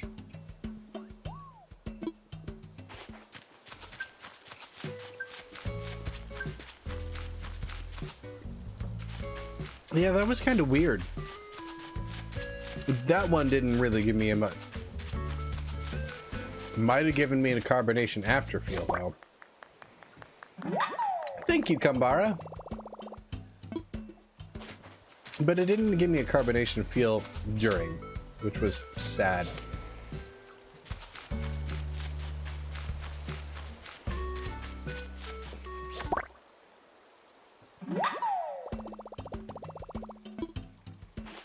But it's like it felt like it was just a bunch of different fruit flavors.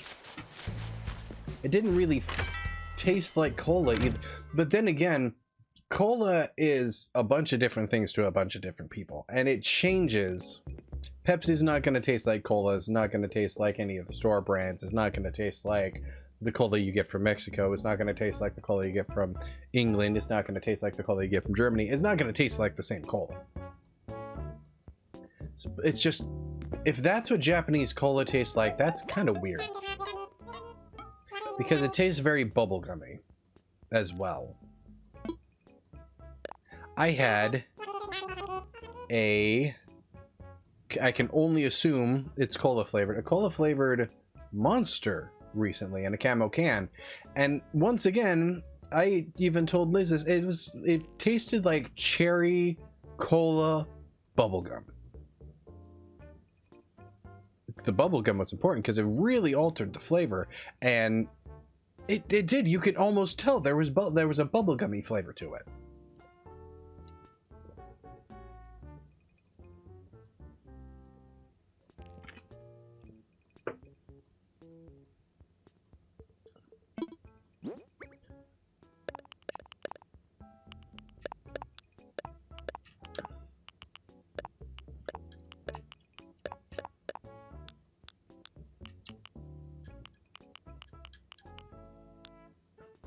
Okay, yeah, that's everything I want to sell.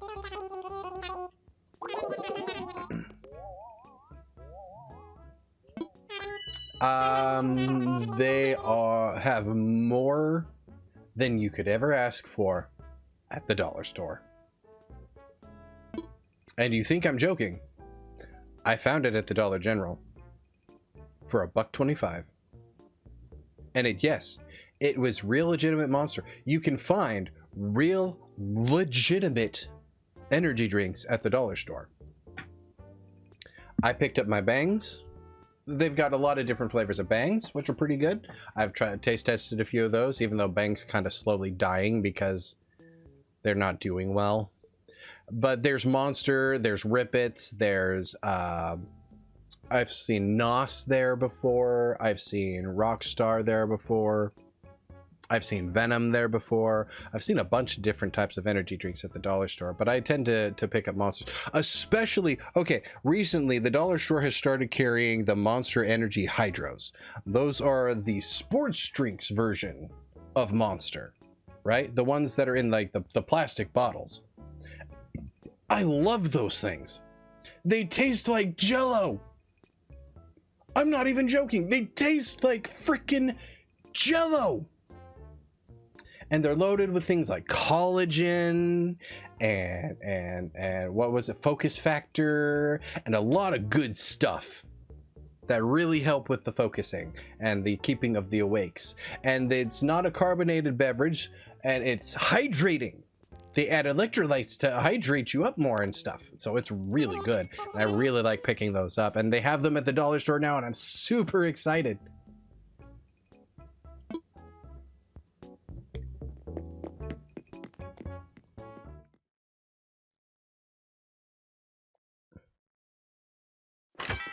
Okay, so I need to go on another island adventure. But before I can do that, I need to drop some stuff off at my home into the storage.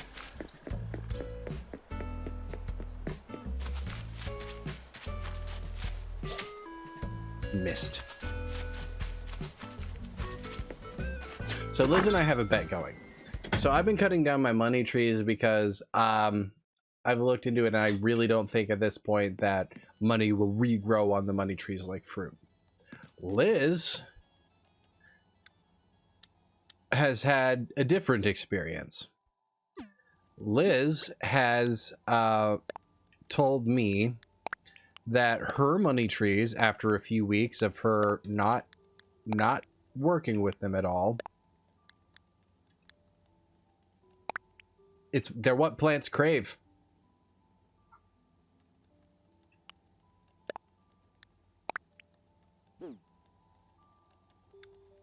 Wait. I think I put something away I didn't want to. That does not seem to be the case. Okay.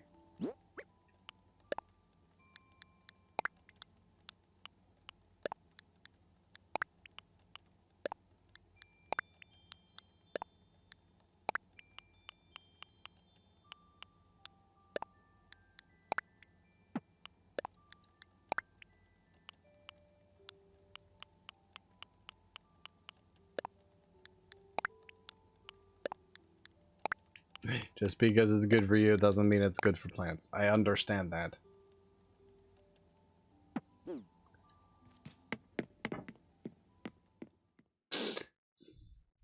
God, that movie is terrifying. It's almost an apocalyptic horror movie at this point, because that is the direction that we are headed. If things keep going the way they're going, that is the direction we're going. And that's terrifying. I don't think I could survive in a society like that.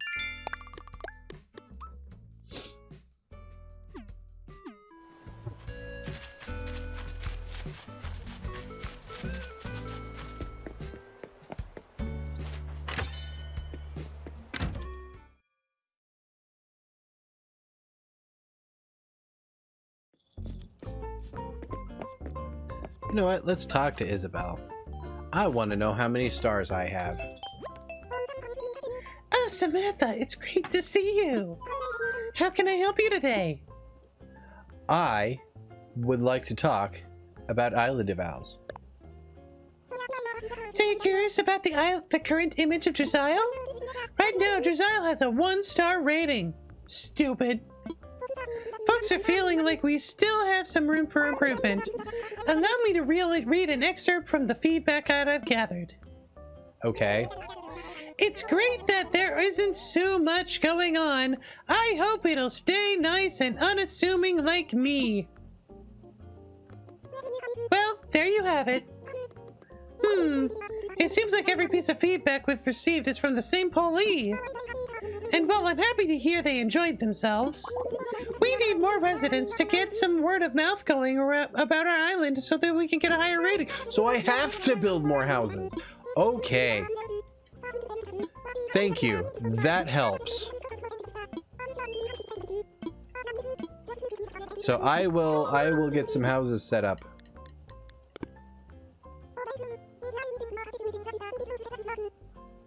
Bug-ass tacos.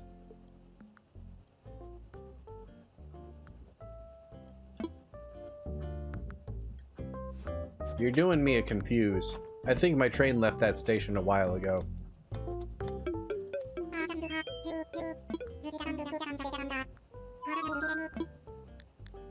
Let's talk infrastructure.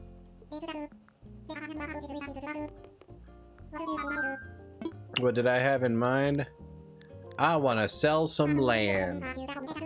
Ah, so you'll help prep some land for a future home. Excellent, excellent. I do have to charge a small fee of 10,000 bells. What do I look like? Made of money? Oh wait, that's me. What do I look like? Made of money?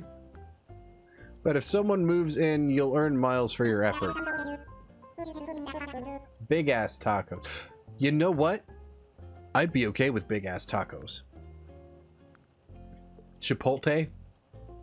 Chipotle's, are you trying to tell me that Chipotle's winning the fast food war?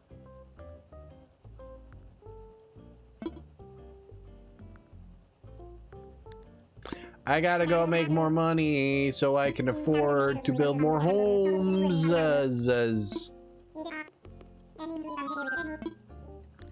I'm good.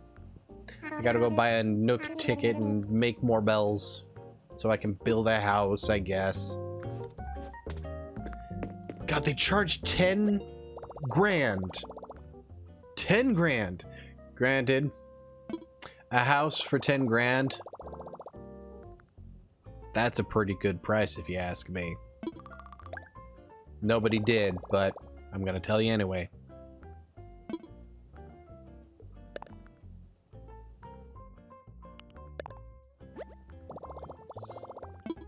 I am going to buy 3 Nook tickets.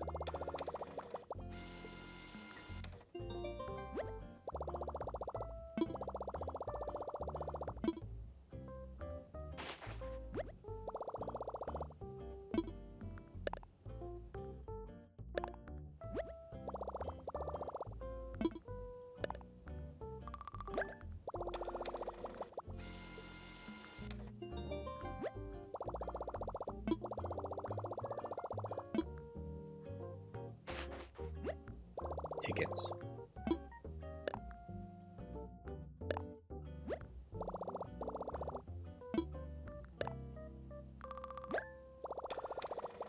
I has 3 of them now, so I can go to 3 different islands and completely ruin their infrastructure. They'll never know what hit them.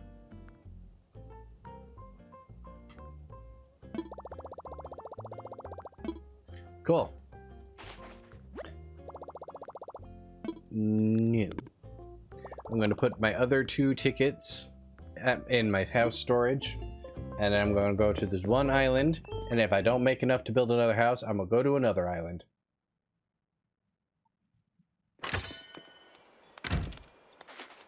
Only Taco Bell. But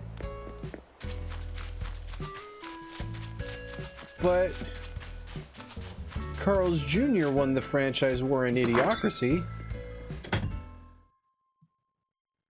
What if Burger King didn't? Well, I like Burger King. I like Burger King. I like Burger King. Whopper, Whopper, Whopper, Whopper, Junior, Double, Triple Whopper. Shove them in my face hole. Flame grilled chased with perfect toppers. I rule this day. But I understand I am actually in a rarity on that one.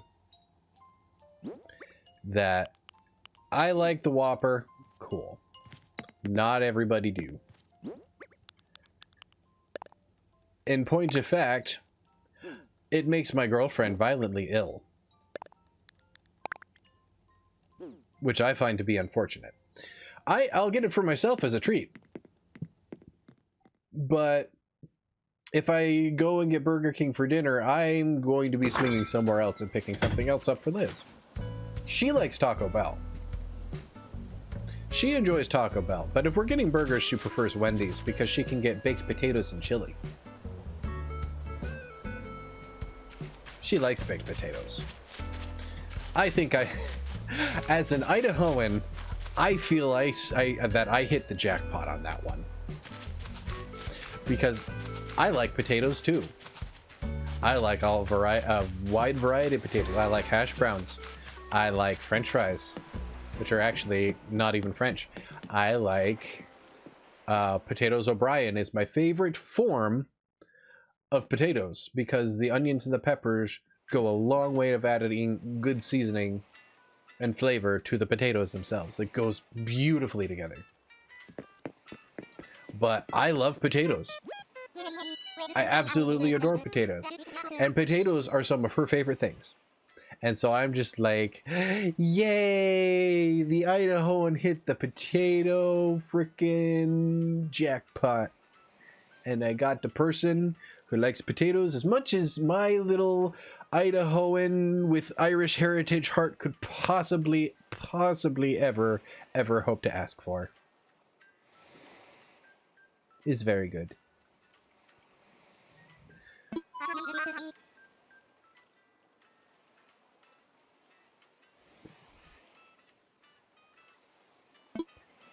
I want to fly! Yes. By the way, it looks like you've got a Nook Miles ticket on you, in case you feel like using that. So, just to get the paperwork all official, where'd you want to go? I want to visit someone. No, actually, I want a random island. How the hell? What?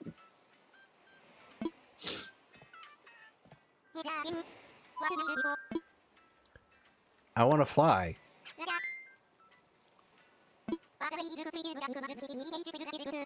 Yeah. Use the Nook Miles ticket. Yes. Okay. I was confused. Apparently I haven't done that in a while. Baked potato soup.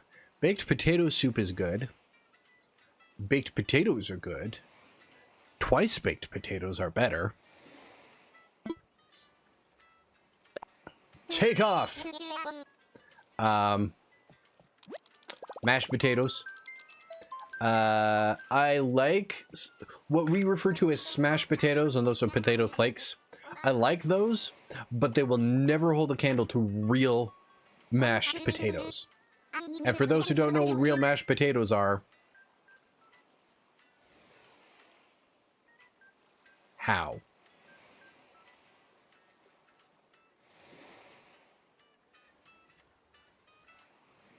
They are potatoes that have been mashed.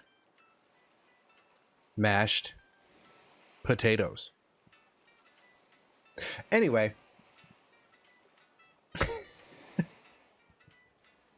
Yes, I am a big fan of a variety of potatoes. I like potatoes. I even, weirdly enough, like potato bread. It's one of my favorite breads. It's very sweet.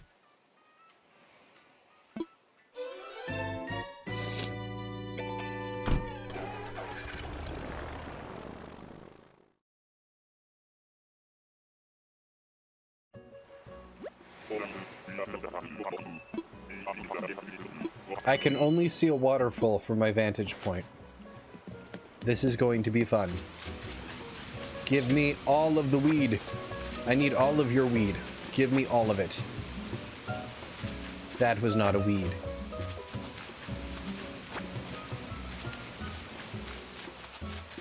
Is that a weed? I'm calling 911.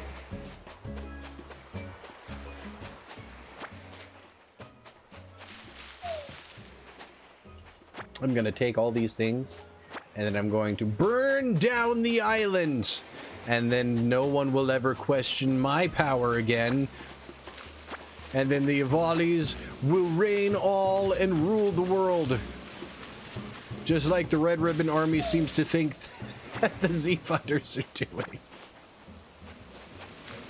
Who here has seen Dragon Ball Super Superhero?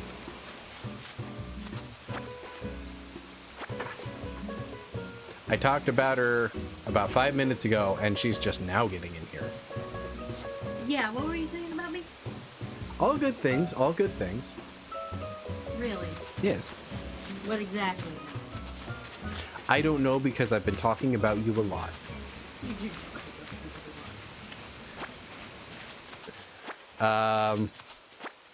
I said as far as an Idahoan could be concerned, I hit the jackpot as far as potato-loving partners. Yeah, I really like it. Yes.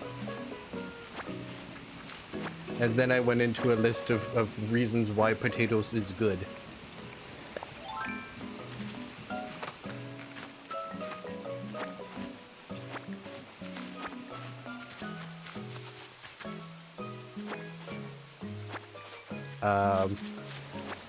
I've just been...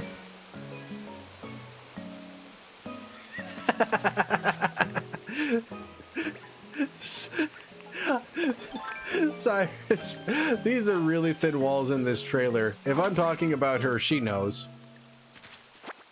I'm not You don't have to actually defend psychic. me. You don't have to defend me. Defend you? The Avali lies. They said horrible things. I did not say horrible things. Your face is deplorable things. Ha! What did Got you him. say, dude? It's a friend of mine. I can get away with saying this shit because he knows I'm joking. Oh, okay. Also, why would they defend you? Because you came in going, excuse me, what were you saying? Good things, good things. Yeah, that's a little too vague and I need my eating soup.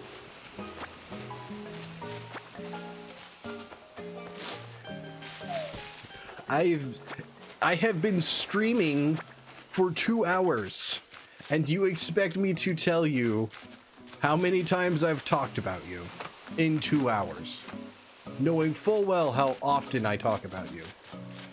I am constantly on your mind. Gee, I wonder why. It's almost like she lives with me. Dude, do you have any idea how much I know I'm on your mind because of what you bring home from the grocery store? Yes.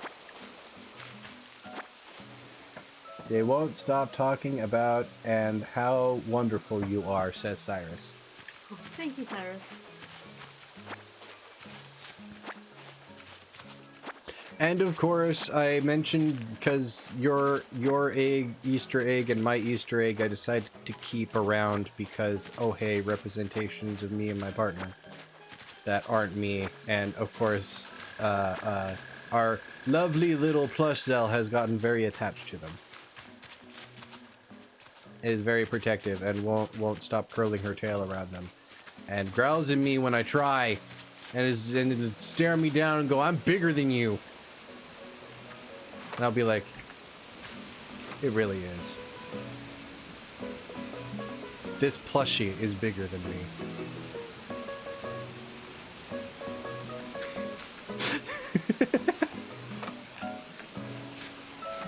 Not you. I'm gonna.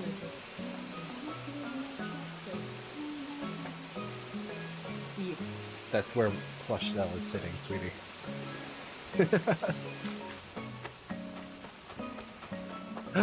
I missed weed. I must pluck this weed and take it home and dry it so that it will sell for a high price. Oh, Resident Evil 4 Remake has the merchant. I have a complaint though. I have yet to hear, "What are you buying?" or "What are you selling?" or "I'll buy it for a high price." I haven't heard him say any of that shit. Granted, I have heard amazing things about his upgrades, but I am upset because those are his things to say. Why he no say? Want to hear lines. I'm selling for a high price, and you better be buying.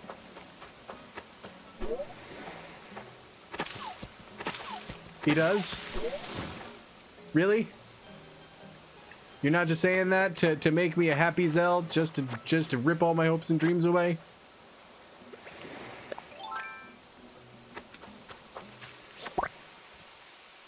I think next we need to work on your paranoia.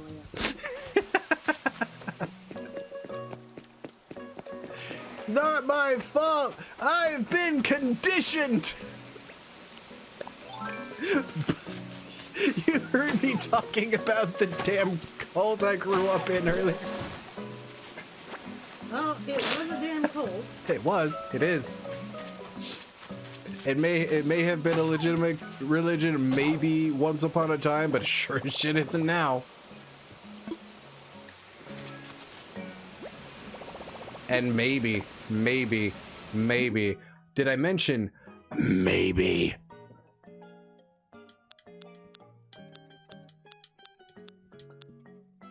Have you got the point yet?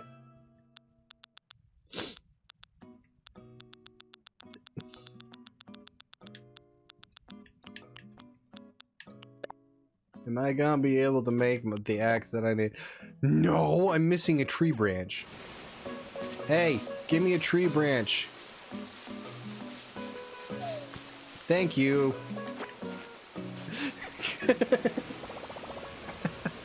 I can't believe that actually worked. You actually gotta sell them something at a high price, which means what? You gotta mess with the game, or you gotta get good gear. I never played.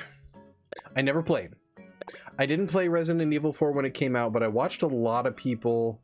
I was a part of a, like I said in my last stream, I think it was my last stream, I was a part of a cosplay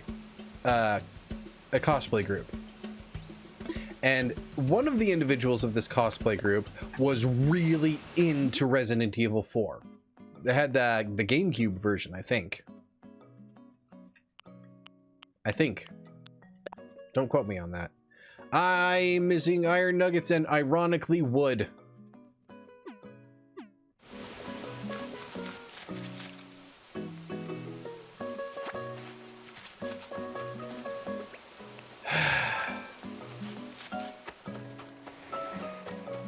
Okay, Rocks, where you be? Anyways, I was part of a cosplay competition, or a cosplay group, and the person in charge of the cosplay group was really into Resident Evil. So I watched a lot of like meme videos about the Resident Evil, and I got to see her play some of it. Like the part that I remember most is she was not prepared for the monster that comes out of the lake. It was still earlier on. Nobody knew that was a thing. So she walked, of course she did. She walked right up to the lake, looked down at the water, it's just like, I don't trust that. Pulls out her pistol, shoots the lake, and immediately dies. The thing just jumps out of the water, chomps her, pulls her in, and she's just staring at the screen like, the fuck just happened? And I'm just like, I think you just got Resident Evil'd. I guess so. So I got to see her play some of it. But the just how memeable, because of how well liked he was, the merchant. He was so memeable because everybody loved him. He was so mysterious. He was always there when you need him. Kind of like the Duke in the most recent Resident Evil games, people were really interested in the Duke, and when he came out, he was basically the merchant of the game, and people wound up really liking him. Yeah, proof positive. You like the Duke, and people just really wound up liking him, and couldn't tell you why. A lot of people have a lot of different reasons, and the merchant was the same way. He was a freaky motherfucker, but people liked him.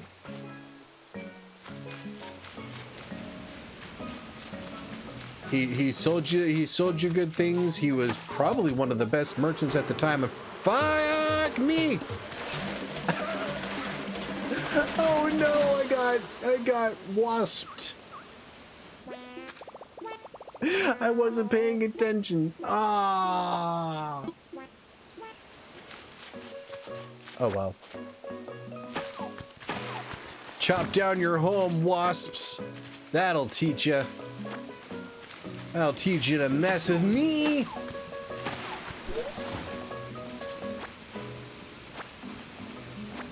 But like, what other merchants from any Resident Evil games really get you talking?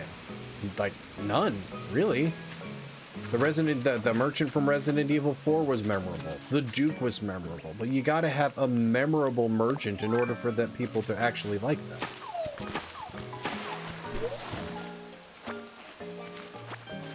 Because people aren't gonna like people they'll forget 2 seconds later, and then you run into them again in an hour and you're like, oh yeah, I forgot this was a thing. You don't want your merchant to fall in that category.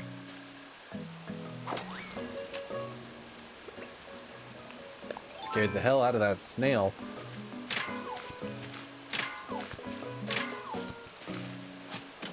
Ha! I wasn't even facing that direction. The game just fucked me. The game just fucked me out of a lot of rocks and clay and freaking iron nuggets. That's why I dig, Liz.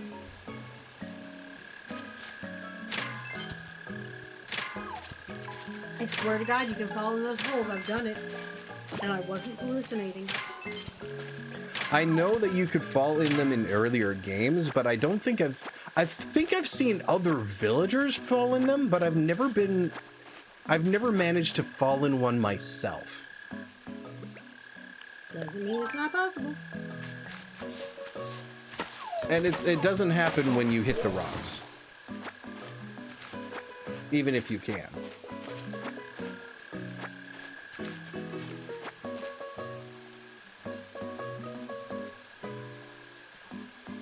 Oh, you mean the Duke? Again, I wouldn't know. I haven't actually played. I am... What's the term, Liz? Horror sensitive? Sure, we'll go with that one. I can handle horror things? Question mark? Granted, there are certain situations that the horrific situations I can handle better than Liz. Oh yeah, totally. I am a lot more comfortable in situations where I can't fight back than Liz is, because I'm a lot more trained in the arts of stealth.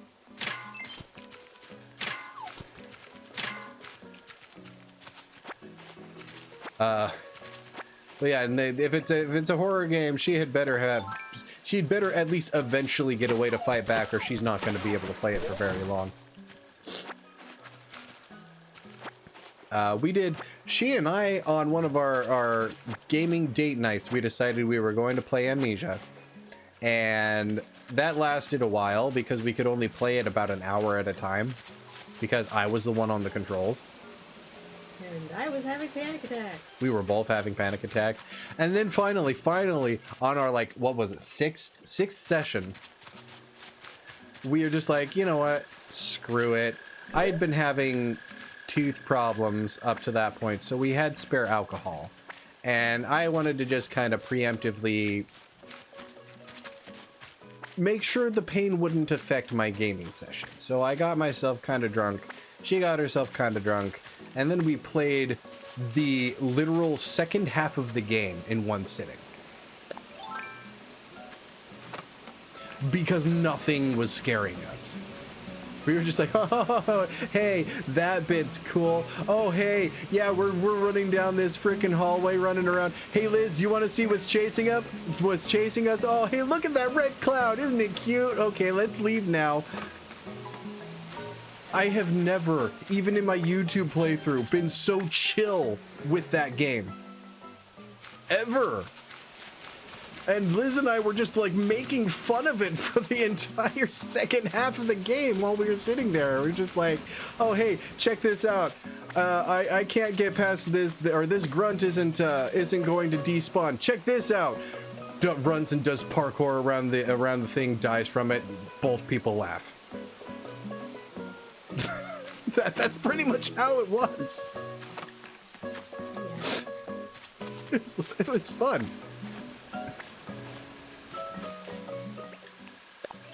And Liz got to pick which ending I played because it was technically her game. That I couldn't play because fucking Canada actually. There are some more things that I missed that, in hindsight, you probably wouldn't have been able to handle anyway. Not with how pissed off you were getting at Daniel. Yeah. That is a distinct possibility. You remember the mother and daughter duo from the jail section? Yeah. They actually had a whole cutscene designated to how he killed their father and kidnapped them straight from their home. Motherfucker. Yeah. Daniel was not a good, or because of the manipulation he went through with Alexander, Daniel was not a good person. And it was him waking up from that spurred the game when he realized, oh my god, I've turned into a monster. I can't let any of these monsters walk free. Sort of deal. But he also thought he'd find his own vindication in removing the monsters. Which in his own way, I guess he kind of did. In one ending, you can actually just kill Alexander, ruin everybody's chance, or ruin Agrippa's chances of getting home, and you can just walk right out of the castle.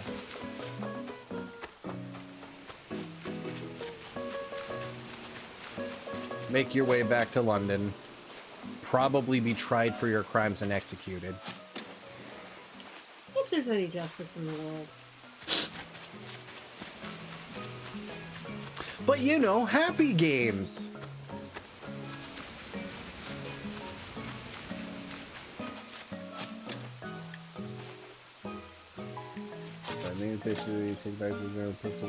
Oh, cool. I thought it would be something more like the merchant from Dust and Elysian Tale, where you get food throughout the world and you sell it to the merchant and he's able to sell it back to you, to stock up on it, and then can sell it back to you. I like him too, but I have heard rumor that he was actually based on the merchant from Resident Evil 4, which is also why you never really see his face and he's always in shadow, even though you know he's a Moonblood.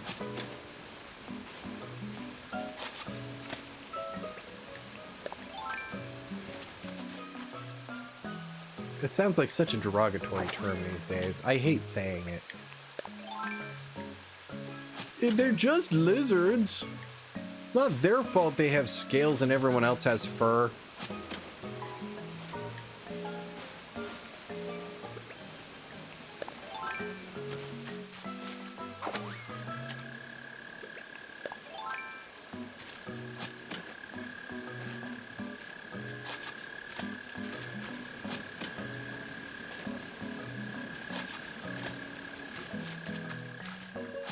My slipper fell off.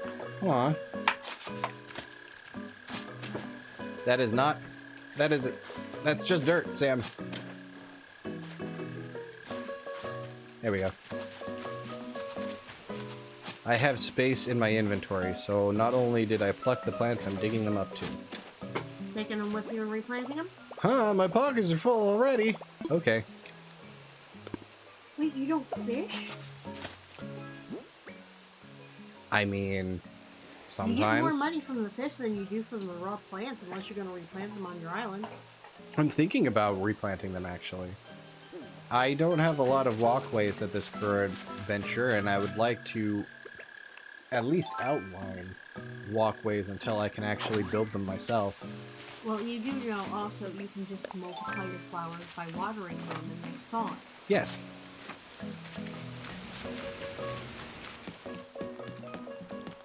I know because I'm running out of room for leaves to grow. Really?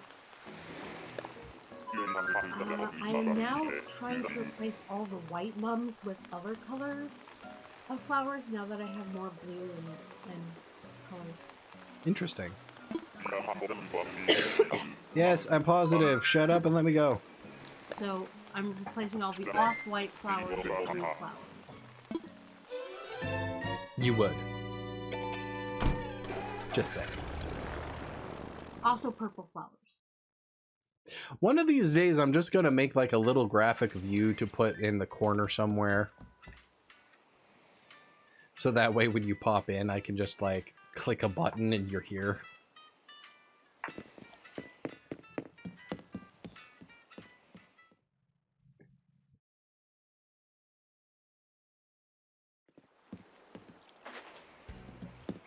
That actually would be kind of cool. I mean, you've literally come in and talked to me at least once a stream. Not a complaint, just an observation.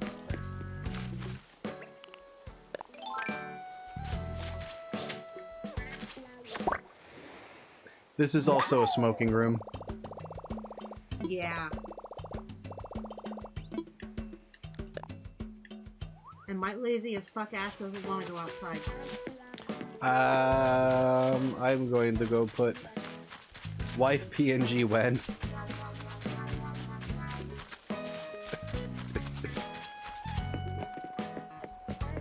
Soon.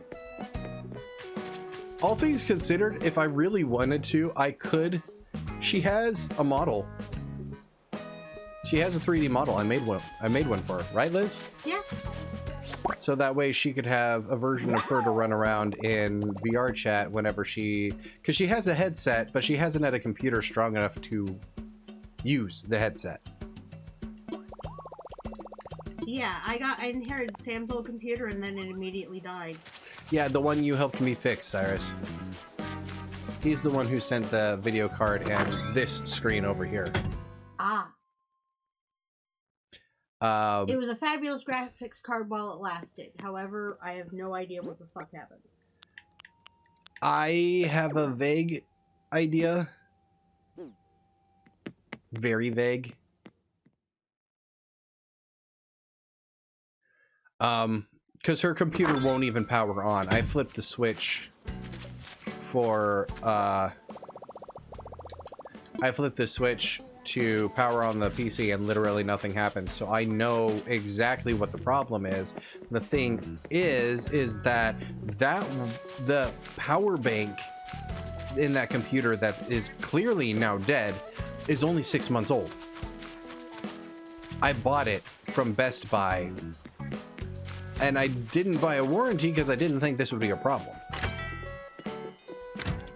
But the power supply is clearly dead because the PC won't power on at all.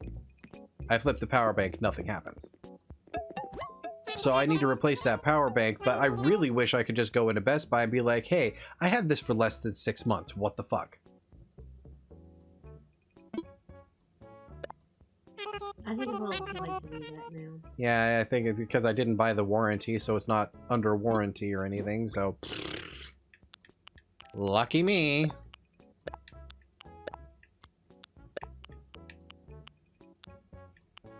Anyways, I'm gonna fuck off now. Love you. Alright, have fun, love you.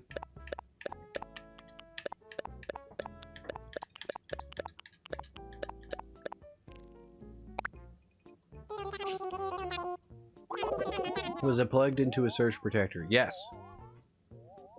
And the surge protector was plugged into the wall.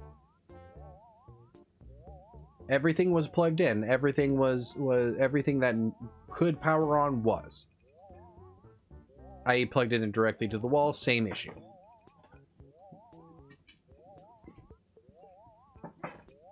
Everything else plugged into the power cable, into the power strip, was still working. The surge protector was still working.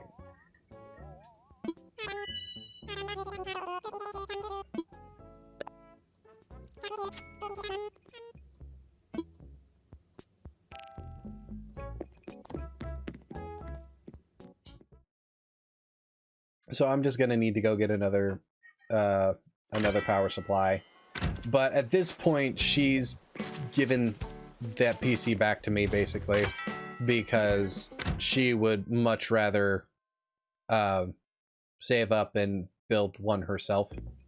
She's weirdly savvy with computers. She doesn't know the first thing about putting a PC together, but every laptop she's ever bought has lasted her at least a decade. So every laptop she's bought for herself has lasted her at least a decade. So she's got really good luck with buying her own electronics. But damn near every electronic that's been bought for her or given to her has died rather quickly.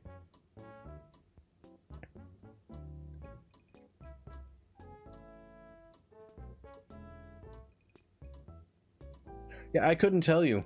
I couldn't tell you why it's not working. Liz thinks it might be because there are mice inside the tower.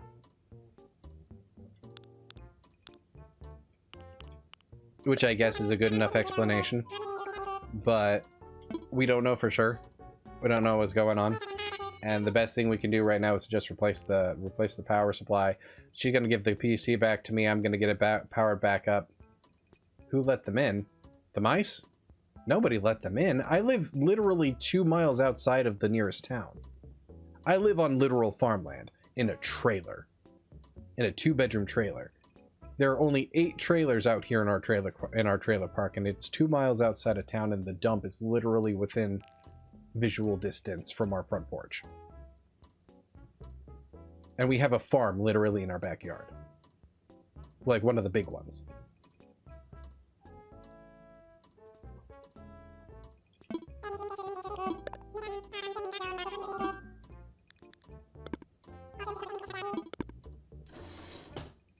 So it's not like we can help but have the occasional infestation. And that's also why I'm stuck with satellite internet, is because none of the internet actually comes out this far. Corn. There's a cornfield behind our trailer. There's a cornfield across the street from our trailer. There's a cornfield kind of adjacent to our trailer on the other side.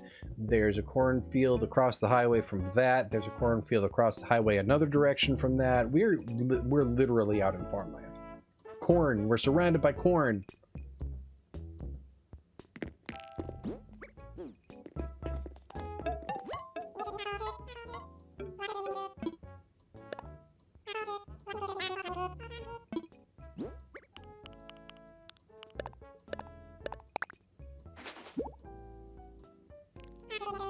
We want to move into town, but we really like our landlord. He's been very good to us.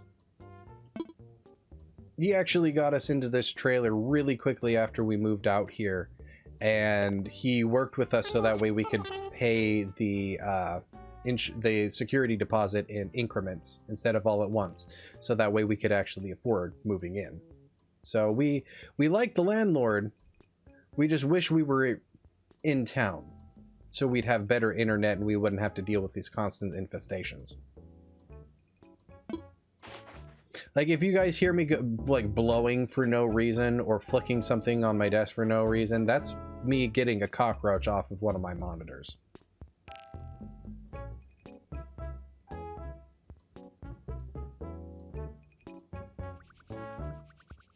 Yeah, I bet. Infestations suck.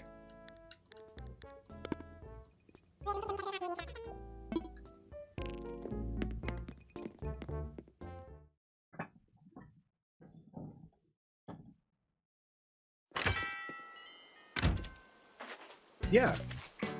Like, okay, so since we moved in, the landlord has traded hands. So we lost one landlord, gained another. It's okay, they're family.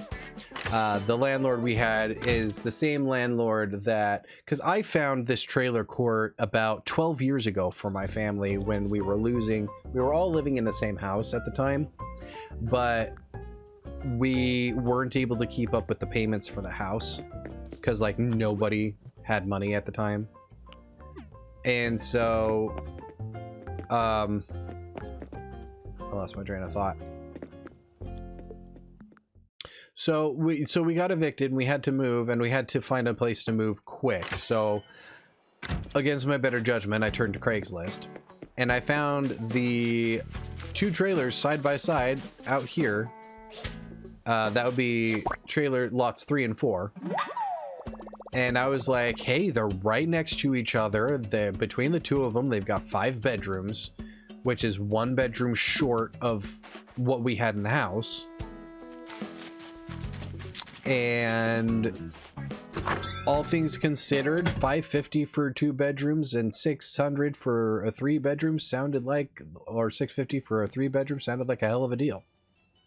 So I reach out to him, and I think that's why when we moved out here this time, he's like, oh yeah, I remember you. And he tried really, really hard to get us into one of these trailers as quickly as he could because he knew we were looking for a place. And he liked us. So while we were living here, he was, he's getting up there in years. That's understandable. People age, people get older. And he didn't feel like he was capable of really keeping up with upkeep out here anymore. So he sold the properties to his young cousin, who's about our age, mine and Liz's age. And he's still been a really good landlord. I talked to him at the beginning of the month. He handed me, our receipt for the rent, and then he started talking to me about like the aluminum cans that have been kind of building up outside. I collect aluminum cans because I like crushing them down and taking them to recycling because they'll pay me to do that. And so I collect the aluminum cans from the sodas I drink and whatnot. And those have kind of been building up in trash bags outside, so I moved them into the shed because he was going to have his cousin come out and start mowing the lawns. And when I was like, oh yeah, I'm working on figuring that out, I got a big trash can over there that I'm going to start using to put the crushed cans in. So I've got a system I'm working on. I'm going to be working on it throughout the week. And he's like, oh, thank you so much. I love you guys as tenants. You're so easy to work with and you're so understanding. And I'm like, I mean, outside of our landlord in Denver who actually lived with us, that's the first time we've gotten such an awesome compliment from one of our landlords. That he loves us as tenants. He'd be devastated if we moved. Which feels kind of bad because we want to move to get into town so we can get better internet and get away from bug problems. Anyway, I need to get another $2,000 together so I can set up a house.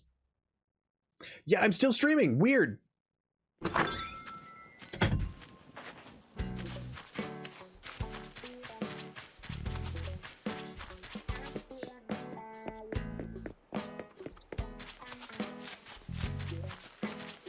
I don't suppose it'll be too terribly much longer.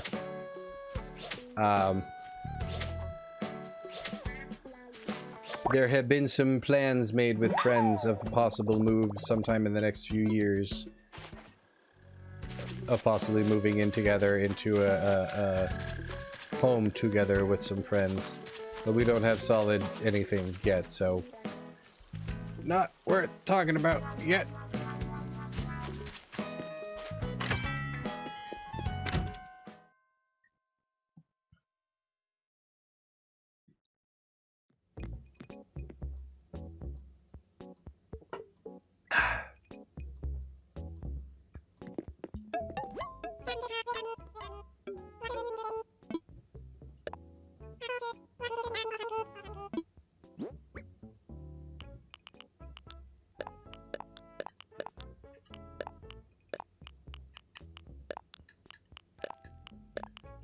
I'm gonna sell all the big stacks.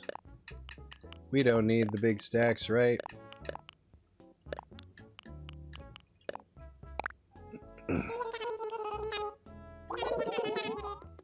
Yes, crunch the numbers. Give me more than 2,000. I wasn't expecting you to give me that much. That's a lot. Holy hell. Okay, accepted. Now I gotta go build a house, and whatever's left over I will give to Lloyd for the incline. That will be a really solid day of getting stuff done on the island, if you ask me. Ha! Caught another bug. So many bugs. Too many bugs on the island. Okay, next house. Go here.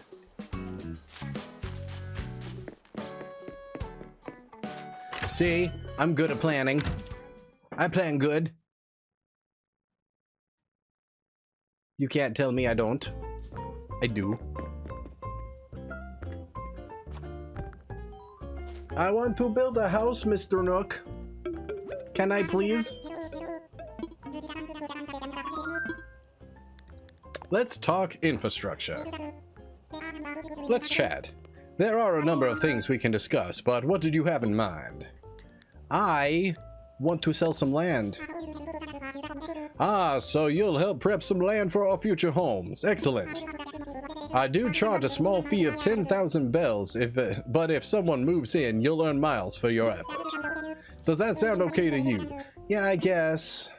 Sure.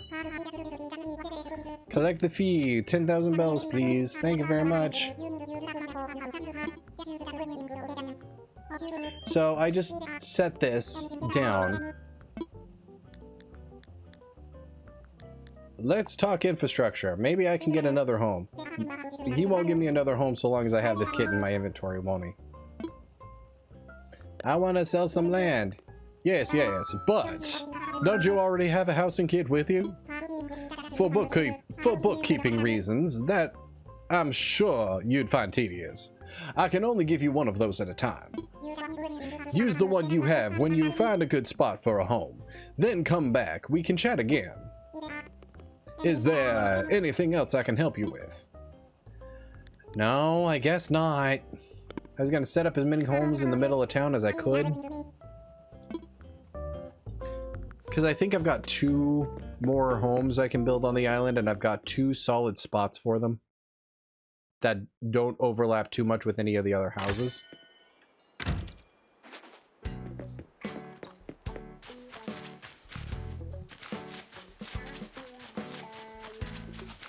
There, got a house there, got a house here. So a house here would probably be good. Better than where I had it.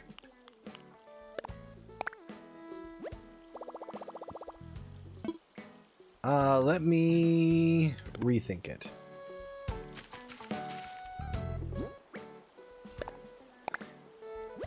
Much better. Let me imagine it. Ooh, it's very non-existent. What? Yes, it's a good spot. Now let's go build another one. I want to build as many homes as I can on the island. I can go buy another home thing. I'm gonna do that. And this one will have riverfront property. It'll be more expensive. Maybe.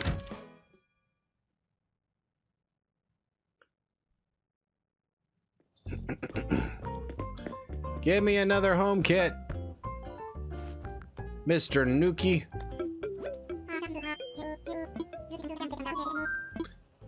Give me another home kit.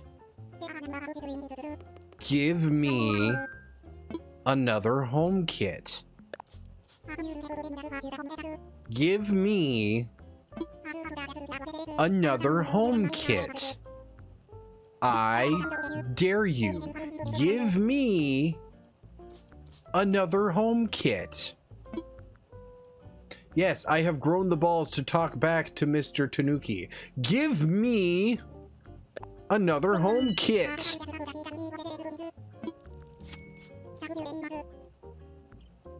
Okay. Enjoy your doggo time. Give them the foods. Make sure they are fed. Don't feed them too many of your friends.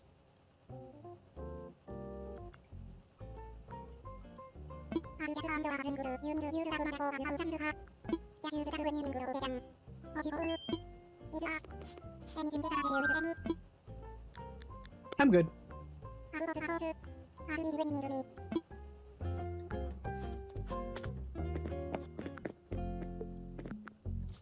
Isabel, I'm pretty sure those flowers are pot by the way you look after you smell them. You doing okay there? Getting yourself nice and high off of the fumes? Oh yeah, she loves that shit.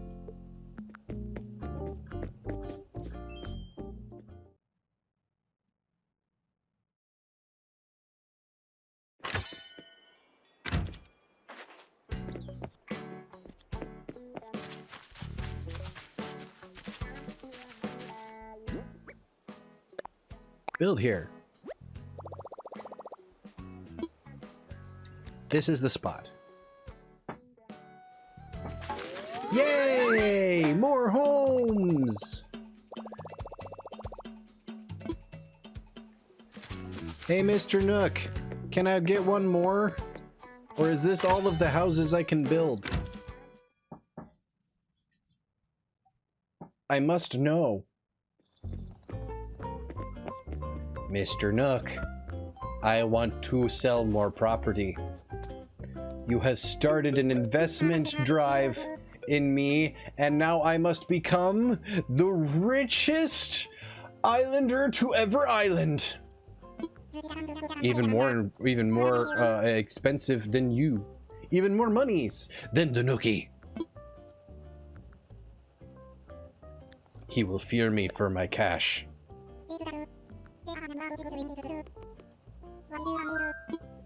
I want to sell some land.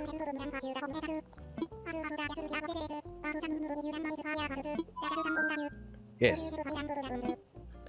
Okay, so I only think I'm able to really set up 3 of them. I'm keeping the houses in the central island because that's just better. And I'm going to have like the shops and stuff on the outer island so that way I can set up foresty areas and keep a substantial amount of trees.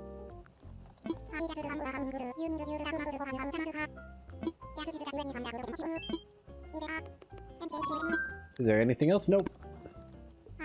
I set up 3 more houses.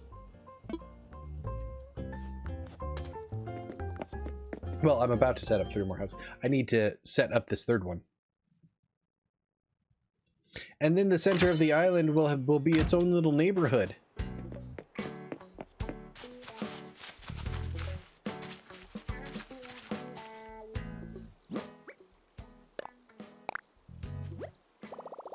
Nope, that doesn't give him much of a backyard. I need to rethink this spot. We're moving it a little bit closer to Town Hall.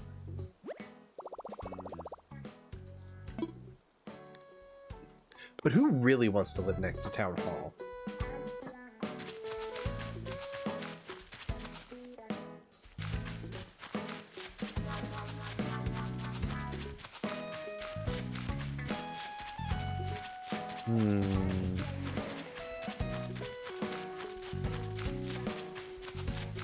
Ah, more beachfront property.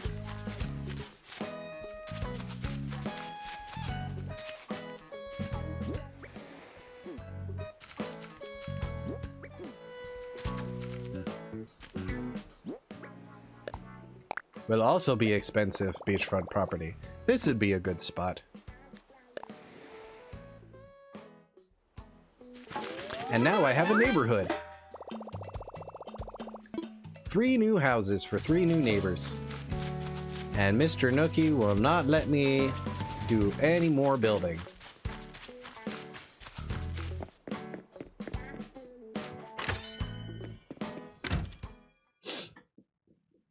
It's true.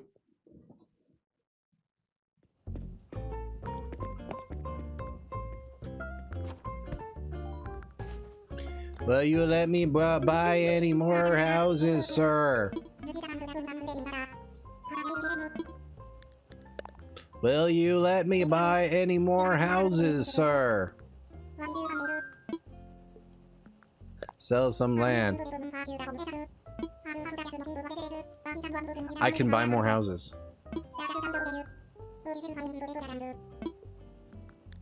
How many houses can I buy?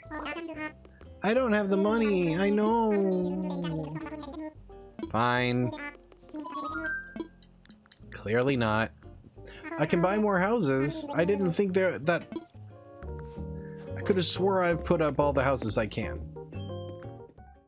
Well, I'm gonna donate whatever I've got left to Lloyd. To Lloyd. Oi, Lloyd!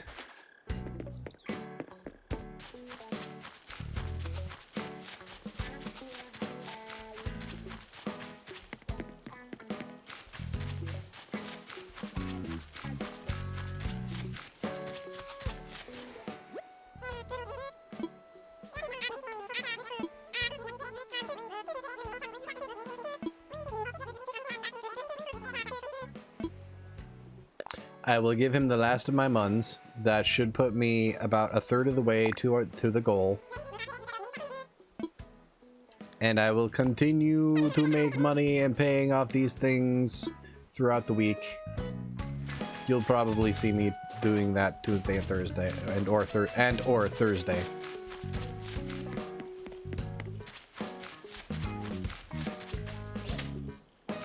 But as far as today is concerned, I believe that I am probably done. We've done all of the things that we've done, all of our dailies. We have taken care of all of the tasks that have been asked of us that we can do at the current moment. And I would like to save my tickets for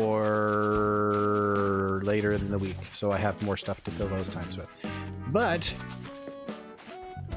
let's go in and get ourselves laid down so we can rest and relax and have a goods.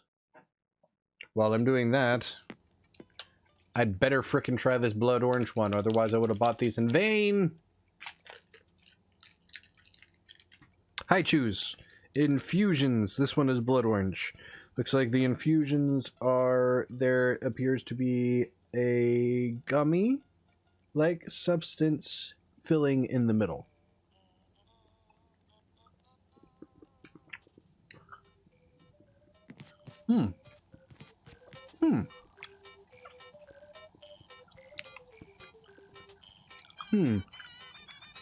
It's not a bad flavor. It's a little bit more bitter than I was expecting, but so are blood oranges. I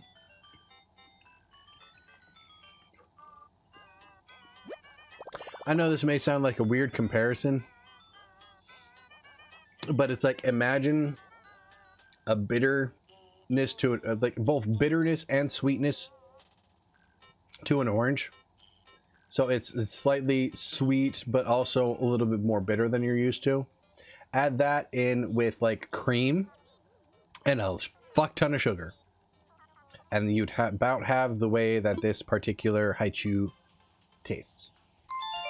The texture is a little off-putting-ish because it's a little bit more grainy than the other haichus, and kind of eats more like a lozenge, an acid reflux lozenge, than a candy.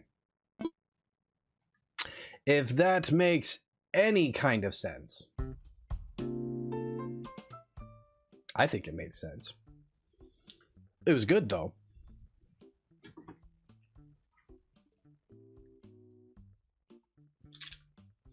And just real quick, while we're at it, let's just burn through the rest of these. I still got the peach one too. Opening that.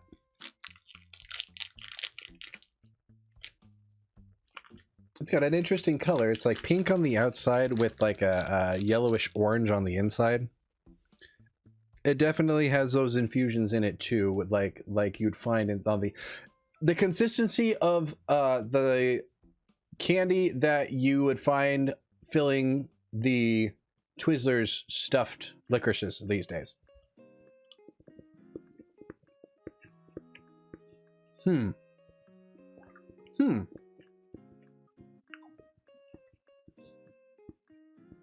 I expected peach ring. It exceeded my expectations.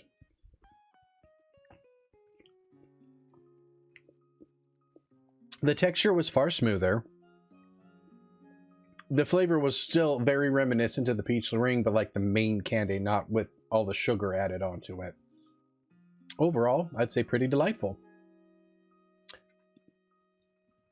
And with that, we've reached the end of another stream. I had fun. I enjoyed myself. What about you guys?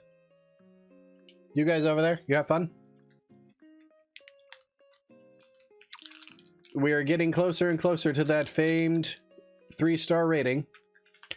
And when KK Slider finally gets the credits to roll, this will be reduced to basically a sandbox game for a while that I play like Minecraft. And I need to start thinking about what my next game is going to be. Gotta try to do something that has low latency on the internet, not too story heavy, but can still be done once a week convincingly. And please spread the word about me to your friends. Invite people to come watch me stream. The only thing stopping me from being affiliate right now is my average viewership.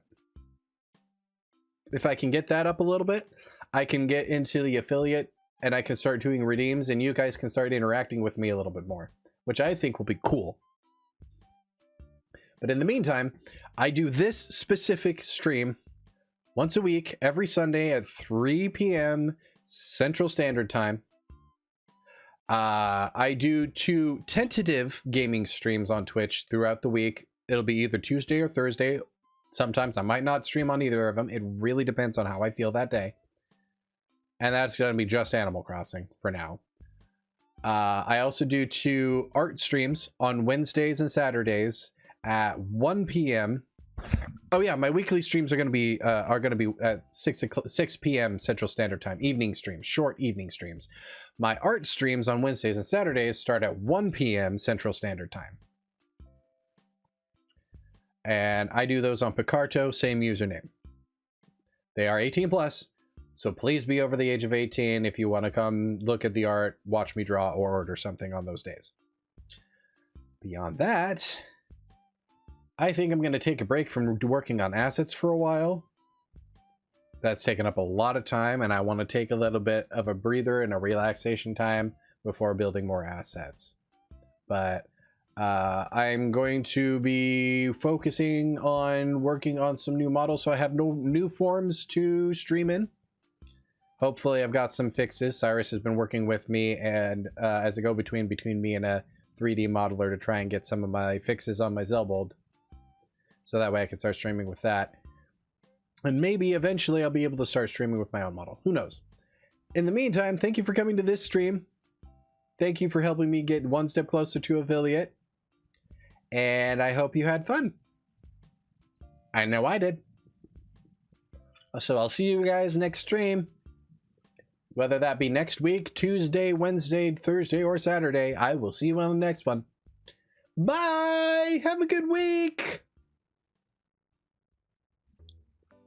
Tiny Avali believes in you.